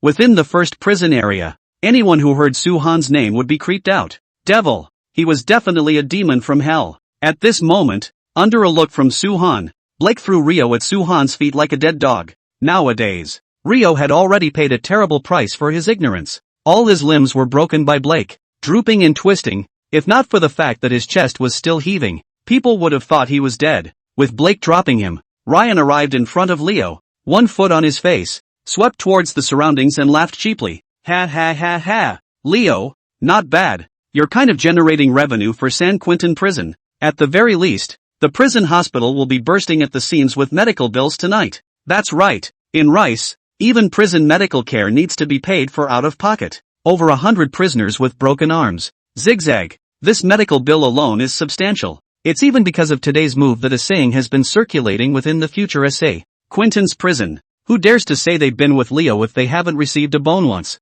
Look at that. This welfare treatment was simply no one else. At this moment, even though Soo-han had seen such a bloody picture, he remained unmoved, still maintaining his smile as he looked at Blake, who was like a dead dog. Suddenly, a shout came out from the crowd. Get off me! After the words, only to see Chris squeezed into the center of power under the push and shove of Ryan's little brother. He glared fiercely at Soo-han, and then crouched down to check Rio's vital signs, before letting out a sigh of relief. Phew. Then, he stood up, and right under everyone's gaze, he actually pulled out his sidearm and nailed it to Soo-han's head. Shit. You've overplayed your hand. Do you want to find death? 26. Instantly, the atmosphere in the third cafeteria was tense. Generally speaking, within the prison, matters that could be resolved with a baton were never drawn. Logically speaking, the guards had absolute say in the prison, so the guards' guns were basically just for show, and at the very least, in recent years, there had never been a point where the guards were forced to pull out their guns. But Chris was really angry. He had been a prison guard for so many years, but for the first time, he had encountered a person who would not put the prison guards in his eyes, act recklessly, and even ignore what he said when he was really in his face. This was something he absolutely would not allow. At this moment, as Chris drew his gun, the third cafeteria, which was still incredibly noisy just now, completely quieted down. However, even though the cold barrel of the gun was already pressed against Soo-han's forehead, he remained unperturbed and smiled faintly as he inhaled a mouthful of cigarettes and spat it out in Chris' face. At this time, Blake and the others also reacted and cursed angrily. Chris, you seek death. Damn. If my master loses a single hair, I will definitely beat your mother so much that she won't even recognize you. Soo-han was their gold master's father. If Soo-han is really accounted for here, who will pay their $20 million? Seeing that the situation was not good, Lawson was the most calm. He waved his hand, signaling Ryan and the others to be quiet, then took a step forward and said to Chris with a straight face, Chris, everyone calm down. You know, my master's life is very important. Even the bounty from the outside world doesn't say that it takes my master's life. Put down your guns and have a conversation. As the words fell, everyone reacted. Right. The outside world had always had a bounty for Soo-han inside the prison, but the bounty's mission was only to teach him a lesson or torture him. There had never been a reward that named Soo-han's life directly. This point was strange. It was also because of this point that made them realize a problem. Could it be? The person behind the scenes who issued the reward wanted Soo-han to be judged by the law after being tortured in prison? Then what if Soo-han died in prison? Or maybe Chris had received a different bounty. They thought carefully and whispered, You guys, could it be that someone put a bounty on Soo-han's life? It's possible. No wonder Chris is cooperating with us. He's trying to reap the benefits. Yeah, if we really move Soo-han today, maybe he can take Soo-han's life just by making a little move at the end, and then we'll become the scapegoat. And he can take the prize money without realizing it. Shit, so Chris has been using us all along. Fuck. Instantly, the wind changed drastically, and the eyes of the inmates looking at Chris became strange. However, they didn't even know that they were the ones who had misjudged Chris. At this moment, Chris was equivalent to pushing himself to the tip of the wind. He had the absolute majesty of the prison guards in his palm. If he compromised down in front of Soo-han, then how would he still be able to mix in St. Quentin in the future? So, he was neither in nor out right now. The next moment, with a crossed heart, he pulled down the safety and roared, All shut the fuck up. I didn't take the bounty. You have to remember that you are the prisoners. A bunch of prisoners who deserve what they get. He was a bit agitated. Even the hand that was holding the gun was involuntarily trembling. Seeing this, Lawson hurriedly said anxiously, Chris, calm down. Be careful of misfiring. And at this time, Soo-han, who had been very calm, was the one who raised his hand to signal Lawson to shut up. Sure enough, the next moment, not only Lawson, but even those prisoners who were murmuring were quiet. Chris was completely shocked. Not only had his majesty as a prison guard been provoked, the mere act of Soo-han being able to control 600 people to shut up had already made his face all over. Now, it was as if Soo-han was the prison guard with absolute power, while Chris was only more like a pissed-off pawn. Chris, My head is right here. Do you dare to shoot? Soo-han let out a faint smile. Seeing this scene, everyone began to admire Soo-han's guts. That was a pistol with live ammunition. The safety was pulled. Not to mention Chris pulling the trigger. Even if his hand shook, it could take Soo-han's life in minutes. Isn't he afraid of death? At this moment, everyone was thinking differently. If they were in Soo-han's position, they would definitely choose to compromise instead of continuing to provoke. This was a very unwise choice. Not only them, even Chris was stunned. This was the first time he had seen someone who wasn't afraid of being pointed at by a gun. One must know that 10 meters away, a pistol is the fastest. And within 10 meters, a pistol is accurate and fast. Not to mention that he was also against Soo-han's head. This kid, he's not afraid of death? He was a little stunned. But just when he was stunned, suddenly, Soo-han moved, only to see Soo-han's head tilted, and with a lightning-fast momentum, he raised his hand to hold Chris' big hand. Immediately after that, bang! Chris reacted in response to the stress and actually pulled the trigger. A miserable scream rang out. Only, when the crowd reacted, the pitch-black pistol had already been disassembled by Soo-han in 3 or 2 strokes. That skillful movement was afraid that some special forces could not even compare to it,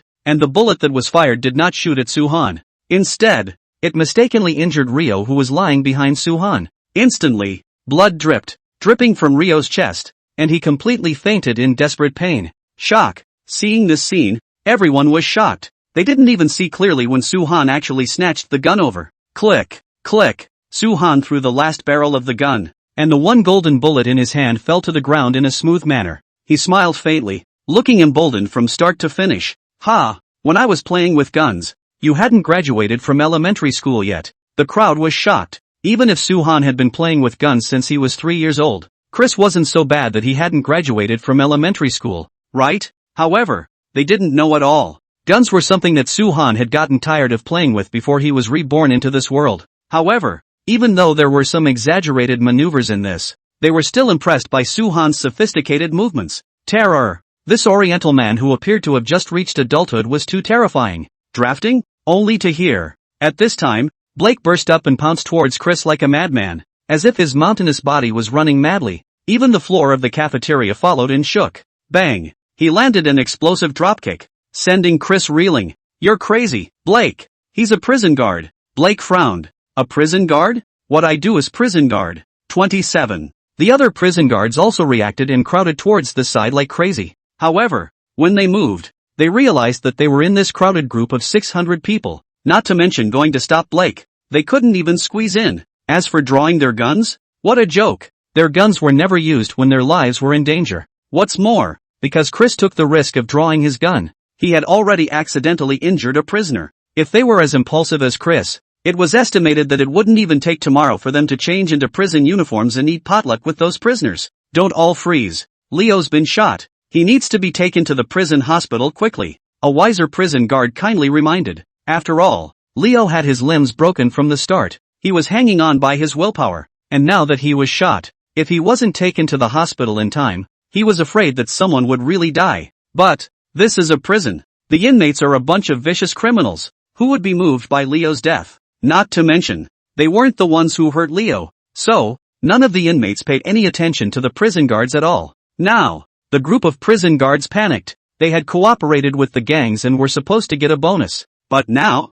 they had eaten their own words instead, and not only did they not get the bonus, but they might also be on the hook for a lawsuit. After all, Chris was armed with a gun when he wasn't threatened himself, and if a life was really lost, their group of companions wouldn't be immune to punishment. Damn it! At this moment, they realized that the 15 minutes of final moments that they had originally prepared for Soo-han had become their prison. 15 minutes. 15 minutes had never been this slow. They were in a state of anxiety. Blake copied his iron fist and smashed Chris's face with a single punch, until Chris's face became a bloody mess. He still didn't stop. That's right. He was waiting for Soo-han's order. He was simple-minded and limber, but he knew one thing. Ever since he agreed to become Soo-han's slave, this life of his wasn't even his own. He was a death row prisoner anyway. Maybe if he died quickly, his family could get that generous $20 million bonus faster instead. So, his loyalty is unrivaled. And, Soo-han had said that his rules were the rules of Issei Quintans. As long as Soo-han didn't give the word today,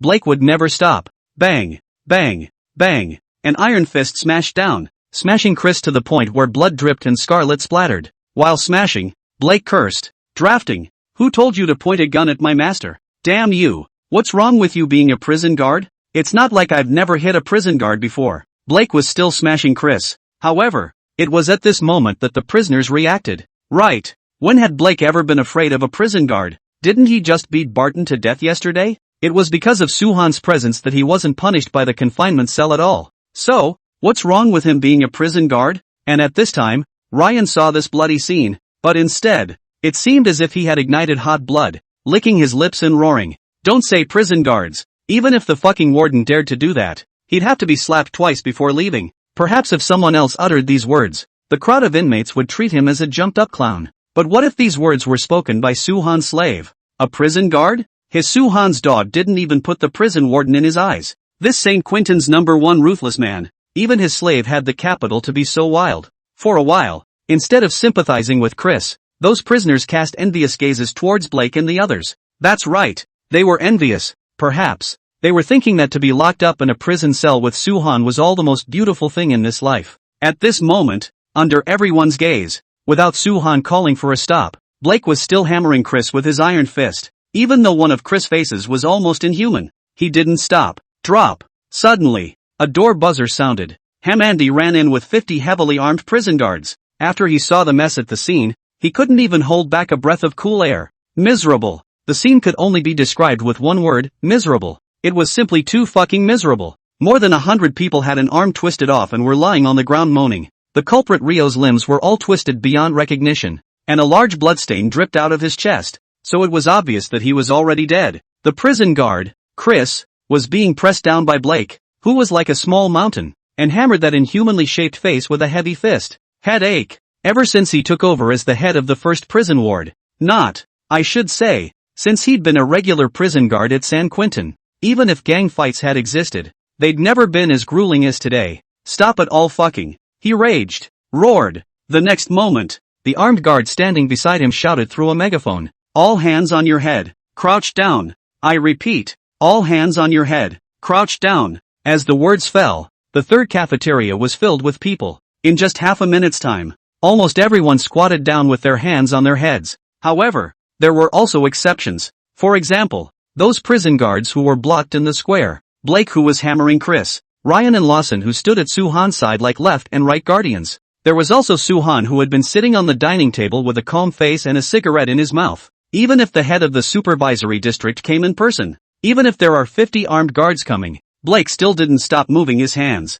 Blake, stop! Harmony shouted and ran towards Blake, but he was just halfway there when Ryan and Lawson stopped in front of him. You guys, he was about to say something. Blake, however, grinned. Lord Supervisor, I told you to beat him up so much that he won't even recognize his mother. This is my promise to my master. After saying that, his fist didn't stop for just a second before he continued to slam towards Chris, punching his fist to the flesh, and gusts of muffled sounds spread out. Hamandi was shocked. Could it be that now, even he, the supervisor, was useless in speaking? He didn't want to make things bigger. After all, on the way here, he had already heard that this was all Chris's fault for taking black money. But even if he was wrong, there were still laws to punish him. A death row inmate holding him down and beating him? What is this? But the bell has to be untied. Right now, it was estimated that the only one who could minimize the impact of this matter was Suhan. Harmandi forced down his anger and glared at Suhan, took a deep breath and said in a deep voice, Mr.